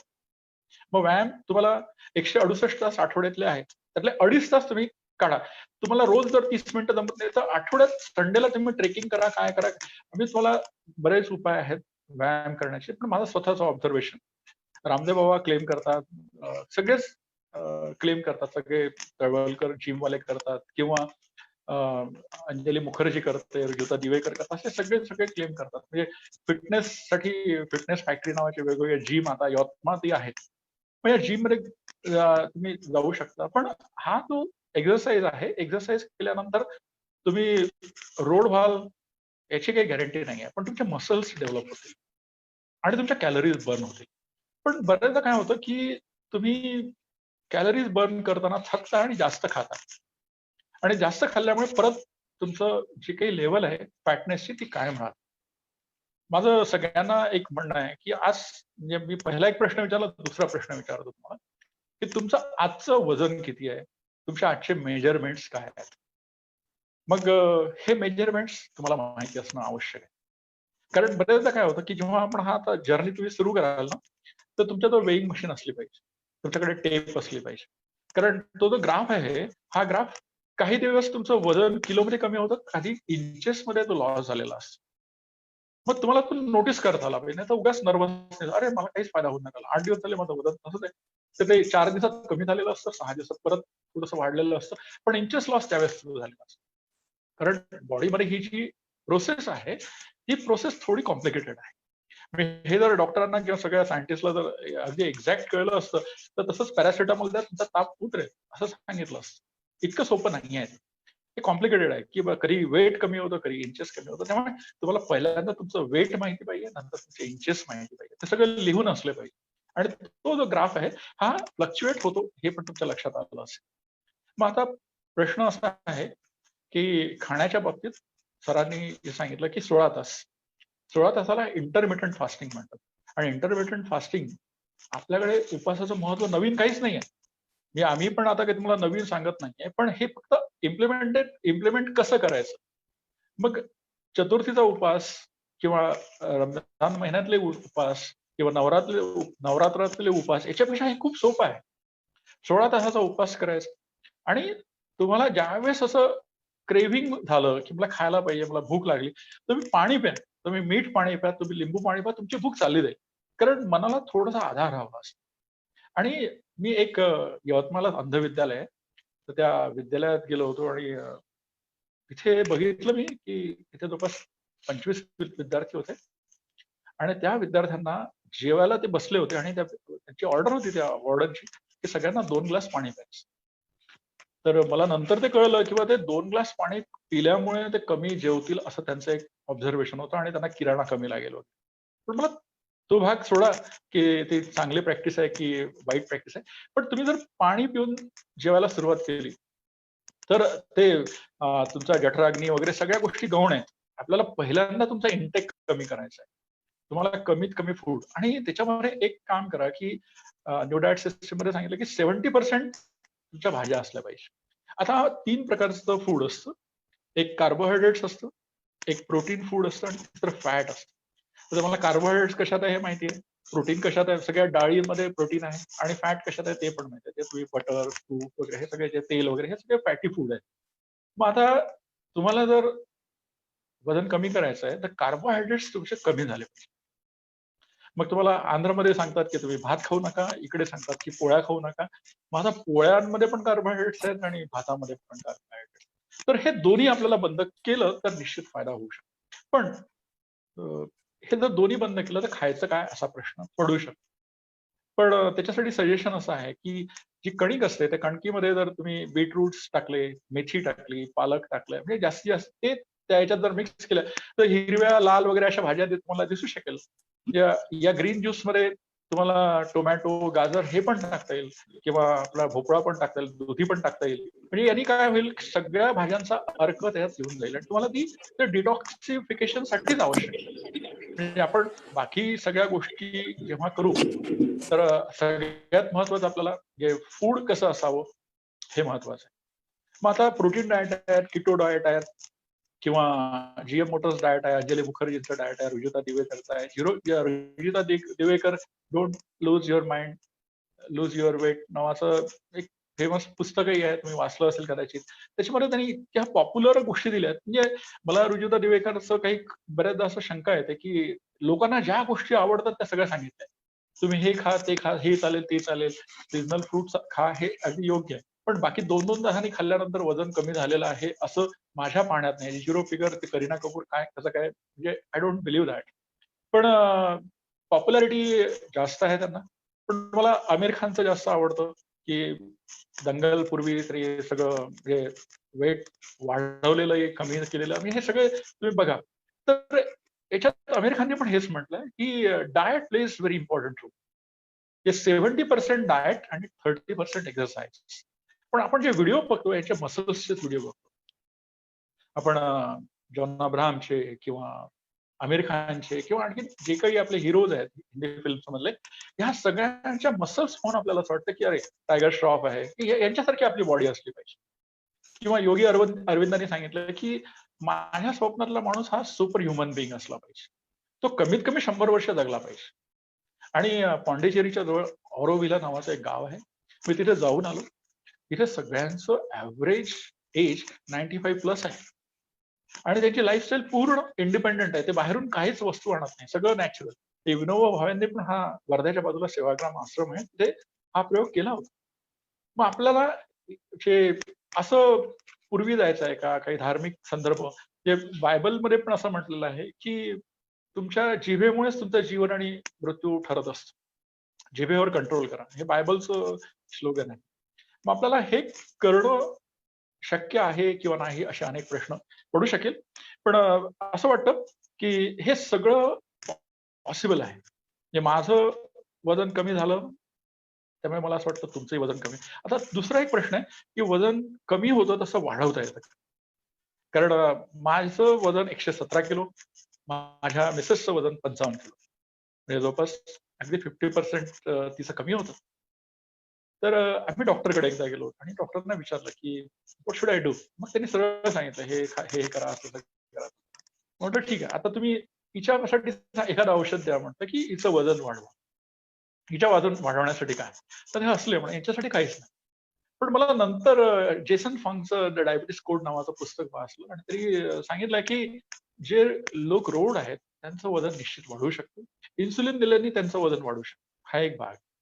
आणि दुसरा भाग महत्वाचा, वेट वाढण्याचा. तुम्ही सगळ्यांचे तपासून बघा की आपलं वजन कशामुळे वाढतं. ताण वाढला तरी तुमचं जेवण वाढतं. ताण वाढला तर तुमची झोप होत नाही, त्यामुळे तुमचं वजन वाढतं. जे हे तुम्ही बघा, नाईट शिफ्ट वाले जे कोणी वर्कर्स आहेत त्यांच्याकडे तुम्ही बघा, तुम्हाला लक्षात आलं की ओव्हरवेट आहे. मग हे ओव्हरवेट असण्याचं महत्वाचं कारण झोप पण आहे. तुमची झोप महत्वाची आहेच. तुमची झोप असले तर तुम्हाला सगळी एनर्जी चांगली मिळते आणि तुम्हाला सगळ्या प्रकारचे. आणि असं आहे की जसं कार्बोहायड्रेट्स बंद करा असं जेव्हा सांगण्यात येतं आपल्याला, मग खरंच बॉडीची रिक्वायरमेंट काय आहे? तर जेसन फॉंग पण असं म्हणतो की बॉडीला 0% कार्बोहायड्रेट्स राहिले तरी तुमचं माल न्यूट्रिशन होणार नाही. तुम्ही ज्या भाज्या वगैरे खातात त्याच्यातले कार्बोहायड्रेट्स सफिशियंट आहे, पुरेसे आहे. मग आपण 0% कार्बोहायड्रेट्स केल्याने काही डिफिशियन्सी येते, असं किटो डाएट वगैरे याचे सगळे आपल्याला रिझल्ट मिळतात. पण मी झिरो कार्बोहायड्रेटचं डाएट नाही म्हणत तुम्हाला. तुम्ही खाऊ शकता, पण त्याच्यामध्ये आणि आपल्या शरीरामध्ये फक्त ब्रेन हे एकच ऑर्गन आहे की त्याला कार्बोहायड्रेटची गरज आहे. तुमच्या याच्यामध्ये तुम्ही बघा की खेळाडू खेळत असताना त्यांना आपण ग्लुकोज देतो. इंटरव्हल मध्ये थकल्यानंतर त्याला तो एकदम पडलेला असतो, जखम झाला, तो घाबरलेला असतो आणि थकलेलाही असतो. त्यावेळेस ग्लुकोज दिले की लगेच त्याला एनर्जी. मग ही एनर्जी बूस्ट करण्याचं काम हे ग्लुकोज आहे. ग्लुकोज मध्ये सगळ्यात जास्त कार्बोहायड्रेट्स. साखर खाऊ नका असं डायबेटिक पेशंटला सांगण्याचं कारण हेच आहे. तर आपण कार्बोहायड्रेट्स जर कमी केले तरी भाज्यांमध्ये पण कार्बोहायड्रेट्स असतात. त्यामुळे या ग्रीन ज्यूस मधून तुम्हाला कार्बोहायड्रेट्स मिळेल, तुमचं पोषण निश्चित चांगलं होणार आहे. मग प्रोटीन डाएट्स मध्ये तुम्ही सगळ्या प्रकारच्या डाळी, सगळ्या प्रकारचे मोड आलेले धान्य सगळे खाऊ शकता. म्हणजे हे कितीही प्रमाण असावं तर it is up to you. आता आपण लिव्हर क्लिन्झिंग पाहिलं, कोलन क्लिन्झिंग पाहिलं, ऍसिडिटी क्लिन्झिंग, ह्या सगळ्या क्लिन्झिंग थेरपीज आणि हा जो ज्यूस आहे हा सेम आहे. पण आणखी महत्वाची गोष्ट की what is the drawback of no diet system, की तुम्ही हा किती दिवस करायचा. तुम्ही 2 महिने किंवा 3 महिने सॉरी 2 महिने किंवा 3 महिने जर केला तर एखादी हडकुळी गाय जशी असते तसं तुम्ही दिसायला लागेल. माझं पण तसंच झालं. माझं 85 पर्यंत खाली गेलं. मग मी परत शिफ्ट झालो आणि तुम्हाला घोड्यासारखं व्हायचं. You have to be fit like a horse. आता आपण सगळं नॅचरल ऑब्जेक्ट्सच आपल्या समोर असले पाहिजे. न्यू डाएट सिस्टीम जे करणारे आहेत ते अतिशय रिलिजियसली हा डाएट करतात आणि असं हाडं दिसायला लागतात, थकलेले वाटायला लागतात. तसं करायचं नाहीये आपल्याला एखादा हॉर्स जसा असतो, घोडा जसा असतो तसं व्हायचं आहे. तर मला असं वाटतं की तुम्ही हाही प्रयोग करा. म्हणजे आपले जे हार्मोन्स आहेत त्यांना रेग्युलेट करण्यासाठी तुमचं फूड चेंज करा. एक्सरसाइज खूप करण्यापेक्षा कमी एक्सरसाइज करा, पण त्यात तुम्हाला जास्त तुमच्या कॅलरीज बर्न झाल्या पाहिजे. ते खूप चालण्यापेक्षा तुम्ही तुमच्याकडे जर जिना असेल तर तुमच्या पायऱ्या चढा उतरा. डायबेटिक पेशंट्सनी पण तोच व्यायाम करायला पाहिजे.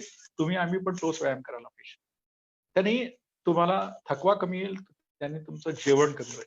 तुम्हाला सिंपल रूल आहे, कॅलरी इन कॅलरी आउट. तुम्ही कॅलरी इन जास्त केलं तर फॅट वाढणार आहे, आणि तुम्ही कॅलरी आउट जास्त केलं तर तुमचा कॅलरी इन वाढणार आहे. तुम्ही 2 किलोमीटर धावत जा, तुम्हाला भूक जास्त लागणार आहे, तुमचा किराणा लवकर संपणार आहे. त्यामुळे एक काळजी घ्यायची की एक्सरसाइज तेवढाच करायचा की आपल्याला भूक जास्त लागणार. पहिल्यांदा सगळ्यात महत्वाचं हे आहे की आपल्या शरीराचं ऑब्झर्वेशन तुम्हाला लक्षात आलं पाहिजे. मला हेही कळत नाही की आपण इतके वर्ष जे जगतो आहे आपल्या शरीराचं, आपल्याला सर्दी व्हायलाच नाही पाहिजे. आपल्याला कळलं पाहिजे की पाण्यात गेलं, पावसात गेलं, डोकं ओलं झालं की आपल्याला सर्दी होते. आपल्याला खोकला व्हायला नाही पाहिजे, आपल्याला आणखीन ताप यायला नाही पाहिजे. म्हणजे ह्या सगळ्या गोष्टी. आणि समजा खोकला कशामुळे आला, तर मला थोडासा खोकला आला, मी रात्री 1:30 वाजता झोपलो. माझ्याकडे एक माझी पुतणी, ती आजारी होती, तिला डॉक्टरकडे न्यावं लागलं. ठीक आहे, तर यामुळे कफ आला हे मला लक्षात आलं. म्हणजे मी आता झोपेवर नियंत्रण करायला राईट. तर ह्या सगळ्या गोष्टींचा अभ्यास करायला पाहिजे. आपल्या शरीराचा अभ्यास आपणच सगळ्यात चांगला करू शकतो, दुसरं कोणीच नाही.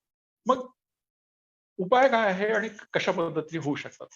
आणि आता म्हणजे एक फारुख खान माझा स्टुडंट आणि माझा मित्र, तो पण आता इथे जॉईन झालेला आहे. त्याचाही मला फोन आला होता.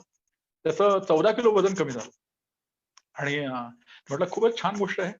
म्हटलं काय केलंस, तर त्याचं सकाळचं डाएट होतं 5 पोळ्या, संध्याकाळचं डाएट होतं 5 पोळ्या, आणि त्याचं वजन 114 किलो. फारुख खान.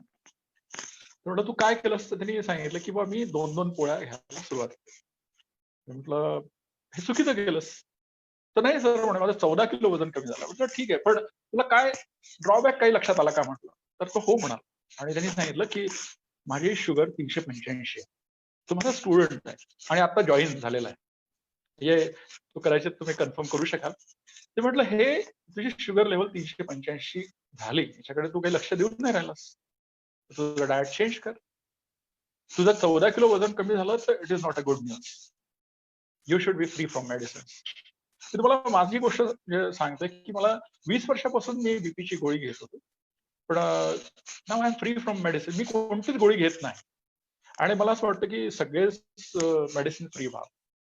आणि हे सहज शक्य आहे. कोणाचं असं काही मॅजिकल फॉर्म्युला नाही की असं वाटतं की असा एखादा डाएट प्रोग्राम असावा की त्यांनी आपले सर्व डिसिजेस रिव्हर्स व्हावेत, त्यांनी आपलं वेट लॉस व्हावं आणि आपलं आयुष्य वाढावं. पण तुम्ही कमी खा, तुमचं आयुष्य वाढेल. If you want to live long life, eat less and try to breathe naturally and better. तुम्ही बाहेर फिरायला जा, शहरातून बाहेर, गाडीने गेले तरी चालेल, पण गो इन फ्रेश एअर. तुमचं जे ब्रेदिंग आहे हे थोडंसं कमी झालेलं आहे, आणि आपण पूर्णपणे श्वास घेत नाही. मला योग कळत नाही, पण योगाचा एवढाच अभ्यास आहे की आपण पोटभर श्वास घेत नाही आणि पोटभर श्वास सोडत नाही. इथेच आपला प्रॉब्लेम आला. माझा आपण बघू की आपले मॉडेल्स कोण होते. आपले हे देव बघा, सगळे हे राम, कृष्ण, शंकर, हे सगळे हेल्दी आणि फिट आहेत. आणि योगेश्वर कोणाला म्हणतात, कृष्णाला म्हणतात. सगळ्यात चांगलं शरीर कोणाचं, कृष्णाचं.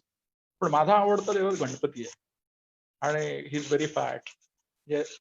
तो भाग वेगळा आहे. पण आपले मॉडेल्स कोण आहेत, आणि सगळ्या देवी बघा, त्या सगळ्या स्लिम ट्रिम अशाच आहेत. कोणी अशा लठ्ठ अशी देवी कोणतीच नाही. मग आपण आपले मॉडेल्स, आपण जसं म्हणतो की ही एन्शियंट सिस्टीम आहे. मग एन्शियंट सिस्टीम मध्ये आपण हे पण बघतो की सगळेजण रॉ फूड खात होते, दे वर हेल्दी. कोणाला डायबिटीस नव्हता, कोणाला बीपी नव्हता, कोणाला आणखी कोणता आजार नव्हता. तर raw food, raw diet is the best diet. ज्या दिवशीपासून आपण कुक फूड खायला लागलो, त्या सगळ्या एन्झाईम्स, प्रोटीन सगळे संपलेले आहेत. त्यामुळे हे एक वेळचं जेवण करायला का बरं सांगू राहिलेत चव्हाण साहेब, की त्यांचं असं म्हणणं आहे की तुम्ही शक्य तुम्हाला जास्त प्रॉब्लेम असेल तर तुम्ही दोन्ही वेळेचं रॉ फूड घ्या, फळं आणि भाज्यांवरच राहा, कुक फूड घेऊच नका. मग बऱ्याच जणांचं ऑब्जेक्शन यायला लागलं, बऱ्याच जणांच्या कंप्लेंट्स यायला लागल्या. ठीक आहे, एकदा तुम्ही घेऊ शकता. त्यांना स्वतःला प्रॉब्लेम्स होते. डॉक्टर पियुष सक्सेना यांच्या भावाला प्रॉब्लेम होते, त्यांचा भाऊ वारला, आणि ते आरोग्याकडे जास्त सजग झाले आणि त्यांनी शोध घ्यायला सुरुवात. त्यांना स्वतःलाही प्रॉब्लेम होते पियुष सक्सेना यांना, आणि मग त्यांनी हा सगळ्या क्लिन्झिंग थेरपीचा अभ्यास केला आणि त्यातून मार्ग निघाला. तर माझाही जो काही मार्ग आहे, तांबेकर सरांचाही जो मार्ग आहे, की हे प्रॉब्लेम झाला की आपण सोल्युशन शोधू शकतो. असा एकही प्रॉब्लेम नाही की त्याला सोल्युशन. तुमचं वजन हा तुमच्यातला हा मेजर प्रॉब्लेम असेल, तुमचे आजार हा तुमचा मेजर प्रॉब्लेम असेल, तर सोल्युशन निश्चित आहे. तर मला असं वाटतं माझं जे काही कथन आहे ते एवढं सफिशियंट आहे. तुम्हाला जर काही प्रश्न असेल तर तुम्ही विचारू शकता निश्चितच.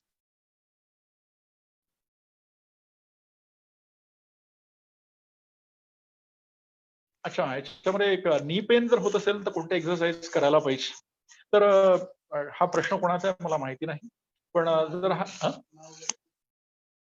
हाँ नौशीना हुसरुख मैडम, अच्छा ये कतार से है, मैं जानता हूँ इनको।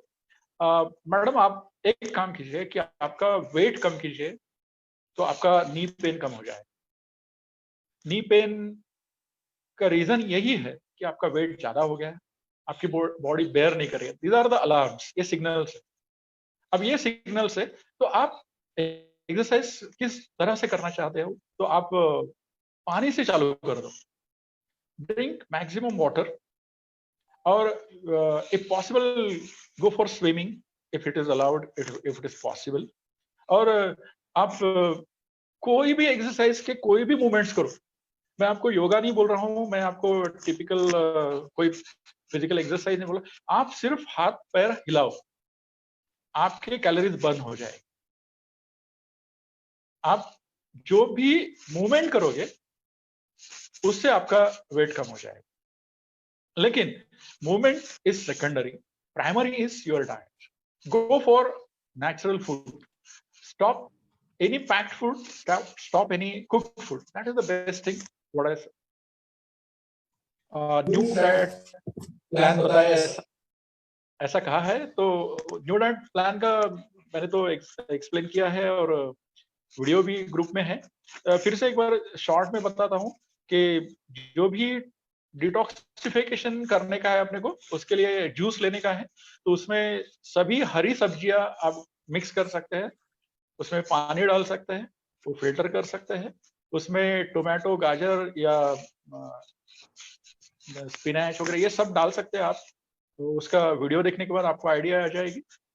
एनिमा आपको लेना है, 2 बार लेने का है टॉयलेट जाने के बाद। You have to use enema kit in the market that is available, you have to buy it and you have to use it, or it's very simple, you can watch some videos on YouTube also।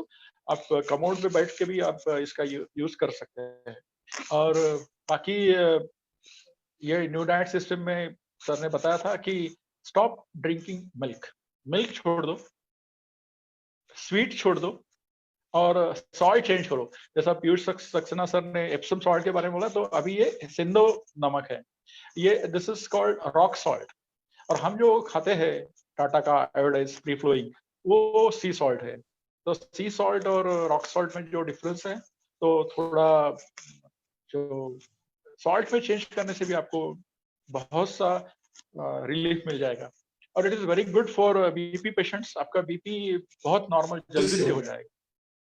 Right, anybody else? एक प्रश्न श्रद्धा आलेला आहे. Madam, श्रद्धा madam unmute करा आणि प्रश्न विचारा। एक प्रश्न आलेला होता श्रद्धा मॅडम की एक आयडियल हॅलो हाईट किती असेल? हॅलो, हा मॅडम बोला. हा सर, हाईट नुसार वजन किती असावं? कारण आपण वेट लॉस करायचं म्हणजे साधारण काय आयडियल वेट असावं हे एक हवं होतं। हो हो, म्हणजे तुमची जी उंची आहे हा ती जर आपण 165 जर उंची असेल त्यातनं -100 करायचं आहे आपल्याला। ते ओके जी काही आपली हाईट असेल त्यातनं -100 करायचं, उरलेलं जे आहे ते तुमचं आयडियल वेट असायला पाहिजे। आदर्श वजन आपली जी उंची आहे ती मोजायची आपल्याला हा सेंटीमीटर मध्ये, त्यातनं मायनस जर 100 केले आपण तर जे काही उरेल ते तुमचं आदर्श वजन असायला पाहिजे। आणि सर त्याच्याप्रमाणे विचार केला तर एक्सेस वजन खूप नाहीये माझं, म्हणजे आयडियल याच्यामध्ये माझं 165 हाईट आहे आणि आता माझं वजन 68.500 600 म्हणजे कधी 69 जवळपास आहात तुम्ही। हा म्हणजे 3 किलोच आहे, पण मग मला बीपी शुगर ह्या गोष्टी मात्र सुरू झालेल्या आहेत। बरोबर. अजूनही मी मेडिसिन कडे गेलेली नाहीये की मी माझ्या डाएट कंट्रोलनी याने मी ते व्यवस्थित नावलेकर केलंय. नावलेकर सरांनी आता तेच सांगितलेलं आहे. हा सर. हम्म. हा हा मॅडम, तुमचं बीपी आणि शुगर तुम्ही लगेच चेक करा. HbA1c काढा आणि हा. नुसतं डाएटवर प्रयोग करू नका. पहिले तुम्ही मेडिसिनवर शिफ्ट व्हा. Get the advice of the physician. आणि बीपी साठी आणि शुगर साठी तुम्हाला HbA1c करा. 3 महिन्यात ऍव्हरेज कळेल. कारण हे असे प्रयोग एका दिवसाचे पुरेसे नाही. आणखीन एक दुसरा प्रश्न होता की नॉनव्हेज फूड अलाउड आहे का की नाही या डाएटमध्ये. तर नॉनव्हेज इज नॉट रेकमेंडेड. पण तुम्ही नॉनव्हेज फूड जर घ्याल तर तुम्हाला डायजेशनला वेळ लागेल. म्हणजे it is not so easy. म्हणजे तुमच्या लिव्हरवर बर्डन येतं. तुम्हाला एक आणखीन एक सोपं उदाहरण सांगतो की हे आपल्याला तपासता येतं. तुम्ही तोंडामध्ये काचेची गोळी ठेवा. तुमच्या तोंडामध्ये लगेच सलावा निर्माण होतो. ही बॉडीची सिस्टीम आहे की ती गोळी डायजेस्ट करण्याची प्रोसेस सुरू होऊन जाते, कारण त्याला जास्त सलावा लागतो. तुम्ही पेपरमिंटची गोळी ठेवा, आणखी गोळी ठेवा, त्यापेक्षा काचेच्या गोळीमध्ये जास्त लागते. तसं हे जे नॉनव्हेज फूड जर गेलं पोटामध्ये आणि सगळं टेस्टी असतं, त्यामुळे ते काही ते आणि त्याच्या अगेन्स्ट मी नाही किंवा आणखी कोणी नाही, मी स्वतः व्हेजिटेरियन आहे, पण मी तुम्हाला एवढंच सांगतोय की नॉनव्हेज फूड खाल्ल्यानंतर तुम्हाला सुस्ती येते. कारण काय होतं की तुम्हाला जास्त ब्लड लागतं ते डायजेस्ट करायला. ब्लड सप्लाय तुमच्या ब्रेनला कमी होतो. ब्रेनला कमी झाल्यामुळे तुम्ही सुस्त होता. तुम्ही हेवी फूड खा, तुम्हाला लगेच झोप येते कारण हा ब्लड सप्लाय ब्रेनचा कमी झालेला असतो. त्यामुळे it is better to eat less. For taste you may eat, you may not eat, that is up to you. त्याच्याविषयी हे म्हणत नाही, पण न्यू डाएट प्लॅन मध्ये नॉनव्हेज अवॉइड केलेला आहे. पण मी तुम्हाला हे सांगतोय की तुम्ही तुमचा डाएट प्लॅन शोधा आणि बी फिट. That's it.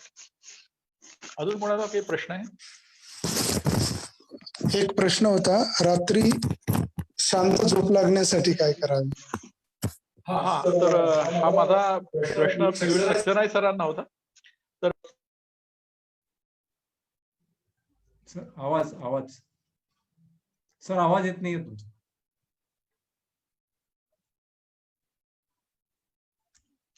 हॅलो. हा, आता येतोय? आता आवाज येतोय. राईट. हा, तर एक सोपा उपाय आहे की जो तुम्हाला सहज करता येईल की जे सद्गुरू आहे, जग्गी वासुदेव जे आहे, ते दुपारी 4 वाजता एकचदा जेवतात. तसं तुम्ही एकदा जेवण सुरू करा. हा एक भाग. आणि दुसरा भाग, रात्रीला एक आंघोळ करत जा. सकाळी तर करताच, रात्रीला आंघोळ करा. आता हे तुम्हाला लॉजिक पटणार नाही की आंघोळ केल्यानंतर तर फ्रेश वाटतं, पण तुम्ही आंघोळ केल्यानंतर तुम्हाला चांगली झोप लागू शकते. आणि जर तुम्ही स्टुडंट असाल किंवा आणखी काय असेल तर जे काही तुमचं होमवर्क असेल ते करायला सुरुवात करा. तुम्हाला लगेच झोप येईल. ज्या गोष्टी आपल्याला आवडत नाही त्यांनी पण झोप येते. आणि तांबेकर सर आणखी उपाय सांगू शकतील. तांबेकर सर, तुम्ही सांगू शकाल काही? कारण तुमचा कंट्रोल चांगला आहे झोपेवर. मी सरांच्या मताशी सहमत आहे. थोडं फिजिकल एक्झर्शन जर आपलं झालं, म्हणजे व्यायामाचा कुठला तरी एखादा प्रकार तुम्ही तुमच्या दिनचर्यामध्ये ऍड करा. किमान 10 ते 15 मिनिटं जरी शारीरिक श्रम तुमचे झाले तर त्याची मदत झोपेसाठी निश्चित होऊ शकेल. आणि संध्याकाळची आंघोळ हा सुद्धा अतिशय उपयुक्त प्रकार आहे. सगळ्यात चांगलं सूत्र मी तुम्हाला सांगू इच्छितो की सकाळी जर तुम्ही लवकर उठणं सुरू केलं तर साधारण 1-2 दिवसानंतर तिसऱ्या दिवशी तुम्हाला रात्री बेडवर गेल्यावर विदिन मिनिट तुम्हाला शांत झोप लागेल. सकाळी लवकर उठणं सुरू केलं तुम्ही, म्हणजे अलार्म लावा तुम्ही. रात्री जरी तुम्हाला झोप आली नाही, 1, 2, 1:30 जरी वाजला तरी सकाळी तुम्ही कटाक्षाने 3:30-4 ला उठा. आणि असं जर तुम्ही सातत्याने करत राहिलं तर रात्री तुम्ही बेडवर गेल्यावर ताबडतोब तुम्हाला झोप लागेल. आणखी काही प्रश्न? सर, माझा एक प्रश्न आहे. हॅलो. हा, बोला. नावलेकर सरांसाठी होता. सर, न्यू डाएट सिस्टीम जो हा प्लान आहे, हा किती दिवस फॉलो करायला पाहिजे साधारणतः? ट्रायल अँड एरर बेसिससाठी तुम्ही 15 दिवस करायला पाहिजे. म्हणजे 15 दिवस जर तुम्ही करून बघा, if you are happy with it, continue for 2 or 3 months. ते तुमचं 10 ते 12 किलो वजन 100% होईल. म्हणजे 99.99 असं नाही, आय एम 100% शुअर. 10 ते 12 किलो 3 महिने तुम्ही जर केलं तर 10 ते 12. पण 10 ते 12च्या नंतर तुम्ही ते कंटिन्यू करू नये. याच्यासाठी की तुम्हाला ते उदाहरण मी गायीचं दिलं की सगळे हाडं वगैरे दिसायला लागतील, तुमचे चेहरा गाल आतमध्ये जातील आणि ते लोक तुम्हाला वीक समजायला लागेल. तर त्यामुळे तुमची एनर्जी लेवल कायम राहायला पाहिजे. तुम्ही परत शिफ्ट होऊ शकता. म्हणजे it is not life long diet, हे लक्षात घ्या. आणि if you are not happy you have to shift on something else. ते 15 दिवस हा ट्रायल अँड एरर बेसिसवर, त्यामुळे एनिमा पण हे पण 15 दिवसच करायचं आहे, डाएटही हे 15 दिवसात. पण जनरली असं 2 ते 3 महिने तुम्ही करावं, नंतर तुम्हाला फ्लक्च्युएशन करता येतं. सरांनी पण 2-3 सरांचं मात्र अजूनही सुरू आहे. तांबेकर सर आपलं सुरू आहे का अजून? नाही, मी चेंज केलंय, बरंचसं चेंज केलेलं आहे त्यामध्ये. राईट. तर हे सगळं आपापल्या मी आता ग्रीन ज्यूस बंद केलेला आहे. ग्रीन ज्यूसच्या ऐवजी मी नारळ पाणी किंवा फळं किंवा असं काहीतरी घेतो. आणि ऑल्टरनेट डे मी दुपारी लंच सुद्धा करतो. म्हणजे एक चपाती आणि जास्तीत जास्त सलाड किंवा भाजी वरण असं काहीतरी सुरू केलेलं आहे. यवतमाळचे एक राजाभाऊ पालतेवार, कदाचित हो, मी तुम्हाला ओळखतो माहिती त्यांना. असेल. राईट. माहिती आहे. त्यांनी त्यांचा वयाच्या 80व्या वर्षी चष्मा गेला. तर त्यांनी क्या काय बात केलं आहे. असं, आता चष्मा जाण्याचं कारण काय, तर त्यांनी रोज 2 ग्लास आपला कॅरेटचा, गाजराचा ज्यूस आणि कारल्याचा ज्यूस घेतला. ज्यूस आणि सूप घेतलं त्यांनी. तुमच्या लक्षात आलं का मी फोन दिल्यावर? मग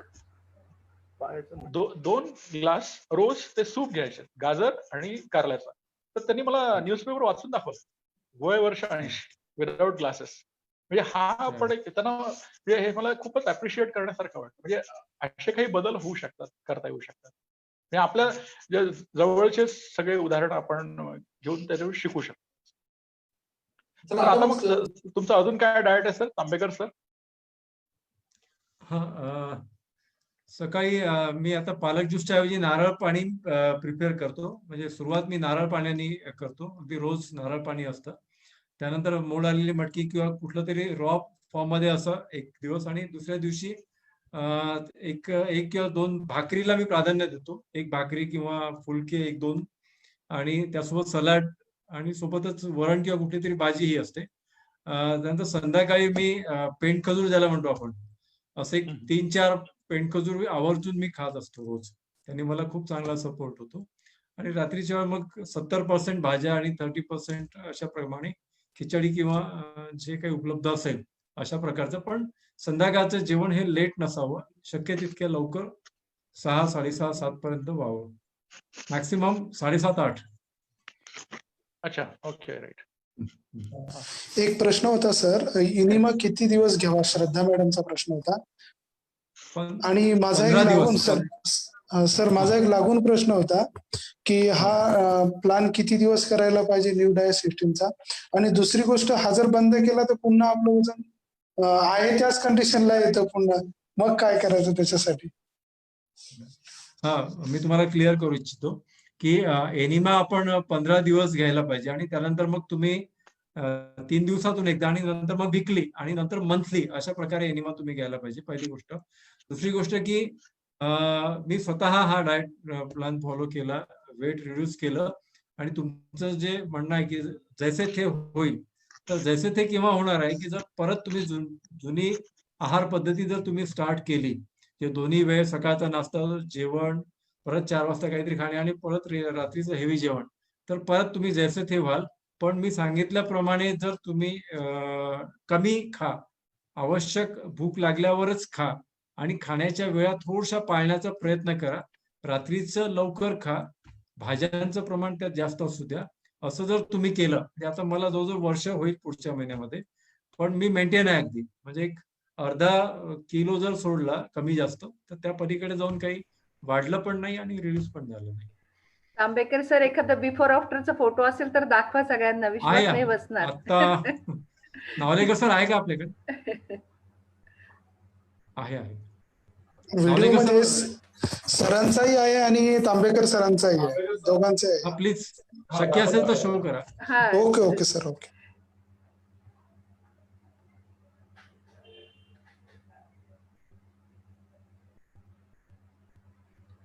एक प्रश्न होता, ब्लॅक टी घेता येईल का? शक्यतो अवॉइड करा, एखाद वेळ घेतली तर चालेल.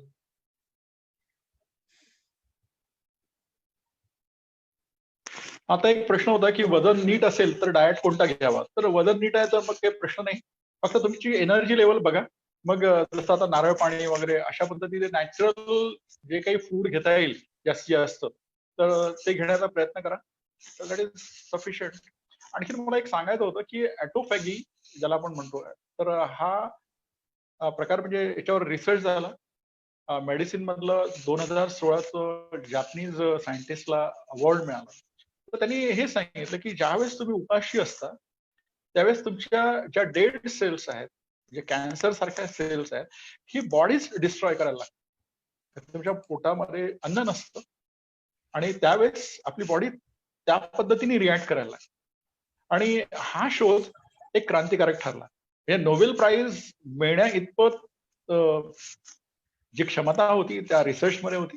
आणि मग आम्ही म्हणतो की हे तर आमच्याकडे आधीपासून आहे, आम्हाला हे आधीपासूनच माहिती आहे की उपवासाचं महत्व वगैरे. तर हाच प्रकार आहे की कोणताही तुम्हाला आजार झाला तर आपल्या आजी सांगते की खाऊ नकोस.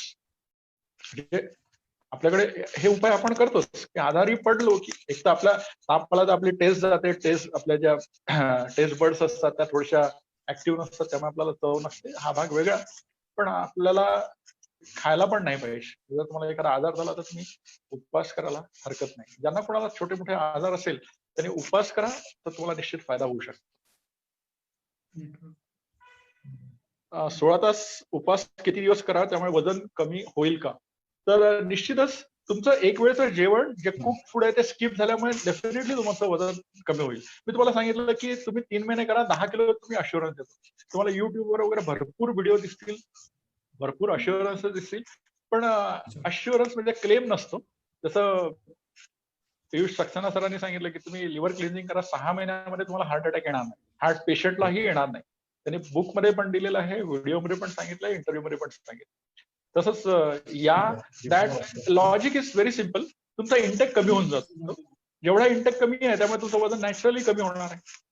म्हणजे तुम्ही नॅचरल फूड, आता कसं असतं की भाजी आणि फळं हे जर तुम्ही खाल्ले तर 3 तासामध्ये डायजेस्ट होतात. कुक्ड फूडला 16 तास लागतात. हा 16 तासाचा उपवास का बरं आहे की तुम्ही 8 वाजता खाल्लेलं जेवण तुम्हाला 12 वाजता पूर्ण पचतं आणि तुम्ही फळं खा, लगेच तुम्हाला भूक लागते 3-4 तासात. त्यामुळे लॉजिक आहे की हे अश्युरन्स आहे की तुम्ही 3 महिने जर केलं तर तुम्हाला निश्चितच फायदा होऊ शकतो. वजन योग्य असेल पण पोट वाढलं असेल तर कसा प्लॅन करावा? सगळ्यात महत्वाचा जो आहे जे फॅटचं जे प्रमाण आहे हे कुठे साचलेलं असतं? पोटात. आणि सगळ्यात शेवटी कमी होत असतं. म्हणजे तुमचे हात पाय रोड होतील, गाल रोड होतील, खांदे तुमच्या रोड होतील, पण पोट तुमचं कमी होण्याची शक्यता सगळ्यात शेवटी आहे. त्यामुळे आता सध्या तुम्ही या स्टेजला आहात की तुम्हाला आता पोटावर कॉन्सन्ट्रेट करावं लागेल. मग आता या डाएटने तुमचं पोट पण कमी होईल. म्हणजे फोकस ऑन दॅट, तुम्ही कंटिन्यू करा, तुमचं पोट निश्चितच कमी होईल. पण ही प्रोसेस आहे की कोणाचं पोट आधी कमी झालं आणि हातपाय नंतर कमी झाले असं नाही. ही जी सिस्टम आहे याच्यामध्ये हे जे पोटामध्ये जी चरबी असते ही सगळ्यात पहिले डिपॉझिट झालेली असते आणि सगळ्यात उशिरा ती कमी होते. श्रद्धा मॅडमचाच एक प्रश्न होता सर, की उपवासामुळे छोटे मोठे आजार कमी होतात, असे कोणते आजार नेमके की जे उपवासामुळे? नाही, ॲटोफॅजी मध्ये सांगितलं आहे की कॅन्सर तुमचा बरा होतो.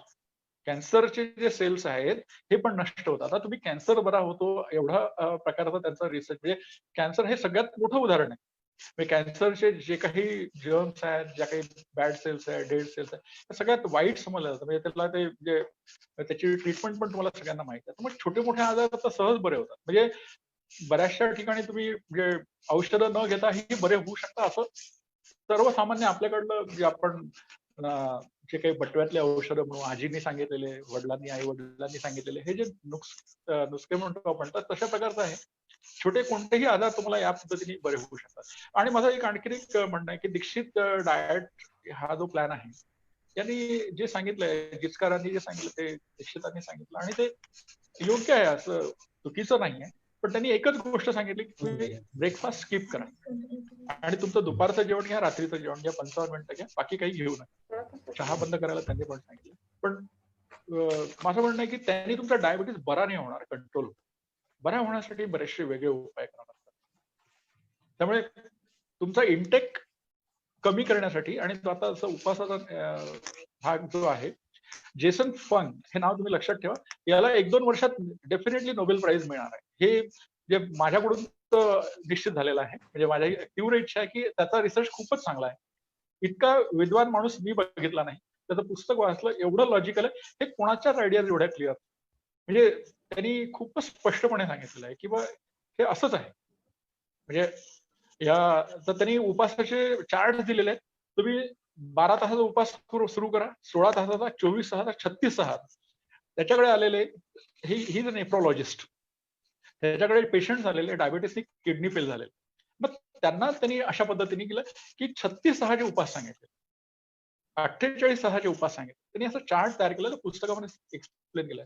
मग आपण 36 तास 48 तास उपाशी राहू शकतो का? म्हणजे तुम्हाला पेंग्विन माहित असेल, हा 3 महिने उपास करतो. 3 महिने उपाशी म्हणजे न खाता राहू शकतो. आणि आपला ह्युमन रेकॉर्ड असा 382 दिवसाचा फास्टिंगचा आणि इंटरमिडियंट फास्टिंग. त्यांनी फक्त चहा कॉफी पिल्यावर, चहा कॉफी विदाऊट मिल्क, आणि तो जवळपास 50 दिवसानंतर टॉयलेटला गेला होता. म्हणजे हा एक भाग माहिती असेल तुम्हाला, म्हणून सांगतो की ते fasting is the best medicine. आणि यांनी त्याला डॉक्टरनी डिस्चार्ज दिला होता की तुम्हाला काहीच ट्रीटमेंट नाही, सगळे आजार आहेत, तुम्ही एकदा तुमची माणसांची 40च्या वरती जर कंबर असेल आणि स्त्रियांची 35च्या वरती, तर तुम्ही प्री डायबेटिक आहात, असं डॉक्टर जेसन फंगचं म्हणणं आहे.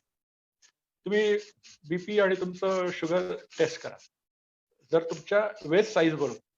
आता असं असताना आपल्याला काय करणं गरजेचं आहे हे महत्वाचं आहे. मग हे जे उपास आहेत, या उपासांनी डायबिटीस बरा होतो, बीपी बरा होतो, आणि कॅन्सर हे सगळ्यात मोठं उदाहरण दिलं की हे माझं उदाहरण नाहीये. तुम्ही ॲटोफॅजी सर्च करा, 2016 नोबेल लॉरेट, तुम्हाला सगळं रिसर्च येईल. नोबेल प्राइज मिळालं म्हणजे सगळ्या सायंटिस्टनी ऍक्सेप्ट केलं की दॅट रिसर्च इज वर्थ. आणि हा ओबेसिटी वगैरे तर ह्या सगळ्या छोट्या गोष्टी आहेत असं वाटतं मला. अजून काही प्रश्न आहे कोणाचे? माझ्या प्रश्नाचं उत्तर कोणी देऊ शकेल का? मी पहिल्यांदा तुम्हाला एक प्रश्न विचारला होता. कोणाचा? हा व्हिडिओ दाखवता? हा ठीक आहे. आदित्य नवगरे सर व्हिडिओ प्ले करणार आहे की तांबेकर सरांचा आधीचा फोटो आणि माझाही फोटो.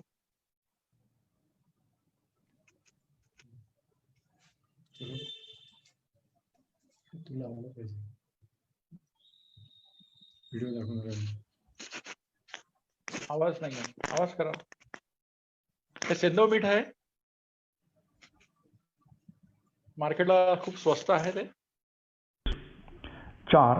रात्री 8 ते दुपारी 12 पर्यंत निर्जल. 3. न शिजवलेला आहार व पालक ज्यूस. 4. रात्री 8 ते दुपारी 12 पर्यंत निर्जल उपवास. 5. 15 दिवस एनिमा घेणे. ज्यूस का व कसे तयार करायचे? हिरव्या भाज्यांमध्ये सर्वात जास्त पौष्टिक तत्व असतात व ते शिजवल्याने नष्ट होतात. म्हणून पालक, पुदिना, सांबार, तुळस, कढीपत्ता व आवळा यांचा रस ब्लेंडर किंवा मिक्सरमधून गाळून घ्यावा. वस्त्रगाळ करून घ्यावा. चाळणीनंतर कापडाने गाळून घ्यावा. आवळा नसल्यास लिंबू वापरावे किंवा आवळ्याचा रस चालेल. दिवसभरात 4 ते 6 ग्लास प्यावा. दुपारी 12 वाजता पालक ज्यूसने उपवास सोडावा. दुपारी फळ किंवा भाज्या किंवा मोड आलेले पदार्थ खावेत. कच्चा आहार दुपारच्या वेळेस घ्यावा. रात्री 8 वाजता नियमित शिजवलेले भोजन करू शकता. गोड टाळावे. सकाळी ब्रश केल्यानंतरही पाणी पिऊ नये. हा डाएट प्लॅन 15 दिवस करून बघा. एनिमाला संजीवन क्रिया म्हटले आहे. आतला भाग स्वच्छ होण्यासाठी ही क्रिया आवश्यक आहे. मेंटेन राहिलं. I tried I lost 12 kilos. किंवा दुधाचे पदार्थ मागे मागे मेंटेन राहिलं. I tried and I lost 12 kilos. हा माझा आहे आणि त्याच्या आधी तांबेकर सरांचा. मागे जा मागे. न्यू डाएट सिस्टमचे वैशिष्ट्य. दूध नेहमी खातो ते सी सॉल्ट असतं. सेंधव मीठ हे रॉक सॉल्ट. जे ताक, दही पदार्थाचे वैशिष्ट्य. थोडं पुढे जा. नंतर ते म्हणजे आहे ते मेंटेन राहिलं. मागे I tried and I lost 12 kilos. मागे आय ट्राईड म्हणजे गेन पण झालं नाही किंवा. We are in search of the best diet or ideal diet which can transform us to lose of weight loss and learn without Mr. Dan. थोडा Dhananjay Tambekar to BB to Mr. Tambe. Mr. B.V. Chauhan. Nitin. हा right. हा doctor Dhananjay Tambekar सरांचा आधीचा photo आणि नंतरचा photo आहे. योगायोगाने हा शिर्डीला काढलेला फोटो आहे मॅडम. व्हाईट शर्टचा जो आहे तो शिर्डीच्या आपल्या एका कॉन्फरन्सचा फोटो आहे तो. So my question is not answered by any. My question was, where does fat go when you lose weight? Who can answer? Where does fat go when you lose weight? या फॅटचं काय होतं? 12 kilo, 16 kilo, 20 kilo किंवा 5 kilo जे काही तुमचं वजन कमी होणार आहे, तर त्या वजनाचं किंवा त्या फॅटचं काय होणार? सर मी सांगू? हा बिलकुल. आपला इंटेक कमी झाल्यामुळे आपलं शरीराच्या पेशी ते आपलं फॅट यूज करतात इंटरनल, असं मला वाटतं. अजून कोणाचं आहे उत्तर? अजून कोणी सांगू शकेल? याचं उत्तर असं आहे, म्हणजे फर्स्ट थिंग आपल्याला हा जो सायन्सचा नियम आहे की एनर्जी मध्ये कन्वर्ट होतं असं सायन्स मानायचं. पण आता नवीन रिसर्च प्रमाणे की ही जी आपल्या शरीरातली फॅट आहे याचं रूपांतर कार्बन डायऑक्साईड मध्ये होतं आणि दुसरं वॉटर मध्ये होतं. मग आता हे जे वॉटर आहे हे युरिन वाटे किंवा स्वेट वाटे, घामा वाटे किंवा आपण जेव्हा शिंकतो खोकतो तेव्हा ते पाण्यावाटे बाहेर, हे त्याचे आउटलेट्स आहे. हा झाला वॉटर. आणि CO2 म्हणजे कार्बन डायऑक्साईड. तर हे कार्बन डायऑक्साईड ज्यावेळेस आपण जास्त ब्रेथ आउट करतो तर त्यावेळेस ते, पण आता हे समजायला पचायला कठीण आहे. पण फॅटचा केमिकल फॉर्म्युला काय, तर तो COH असा आहे. कार्बन डायऑक्साईडचे मॉलिक्युल्स आहेत, ऑक्सिजनचे मॉलिक्युल्स आहेत, हायड्रोजनचे आहेत. मग हे कार्बन डायऑक्साईड, ऑक्सिजन आणि हायड्रोजन, मग आपल्या शरीरामध्ये जास्तीत जास्त पाणी आहे आपण हे नेहमी म्हणतो. आणि जे फॅट आहे ही फॅट बर्न करणं हे सगळ्यात जास्त महत्वाचं. तर त्याच्यात एनर्जीचा ही आपल्याला रेग्युलर यूज करतोच आपण, पण सगळ्या फॅटचं रूपांतर एनर्जीत रूपांतर होत नाही, कारण ही काय टॉयलेट वाटे बाहेर होत नाही. तर CO2 मध्ये कन्वर्ट होतं आणि युरिन किंवा या पाण्यामध्ये कन्वर्ट होऊन युरिन वाटे, घामा वाटे. त्यामुळे तुम्ही बघा की ज्या वेळेस तुम्हाला जास्त घाम येईल त्यावेळेस तुमचं वजन निश्चित कमी झालेलं असेल. तर हे माझं म्हणणं नाहीये. माझी काही उत्तरं तुम्हाला किंवा सगळ्यांना सगळे उत्तरं पटायला पाहिजेत अशातला भाग नाही. आपल्या या ग्रुपमध्ये बरेचसे डॉक्टर्स पण आहेत, पण मी डॉक्टरच्या पॉइंट ऑफ व्ह्यूनी तुम्हाला उत्तरं देत नाहीये. मी एक रिसर्चर पॉइंट ऑफ व्ह्यूनी की माझा I was a patient. Obesity is a disease and I was a patient. लठ्ठपणा हा आजार आहे हे आपल्याला मान्य करावं लागेल. फॅट इज फिट या कन्सेप्ट खूप जुन्या झाल्या. ते पूर्वी जेवण करायचे, ढेकर द्यायचे, पोटावर हात फिरायचे, दॅट वॉज अ फॅशन. तर ती त्यावेळेसची. पण आता सगळ्यांना जिमला जायला हवं, तर तरुण मुलांना असं वाटतं मुलींना इम्प्रेस करण्यासाठी माझी बॉडी चांगली असली पाहिजे, सिक्स पॅक असलं पाहिजे. हे आपले सगळे मॉडेल आणि लाईफस्टाईल बदलली.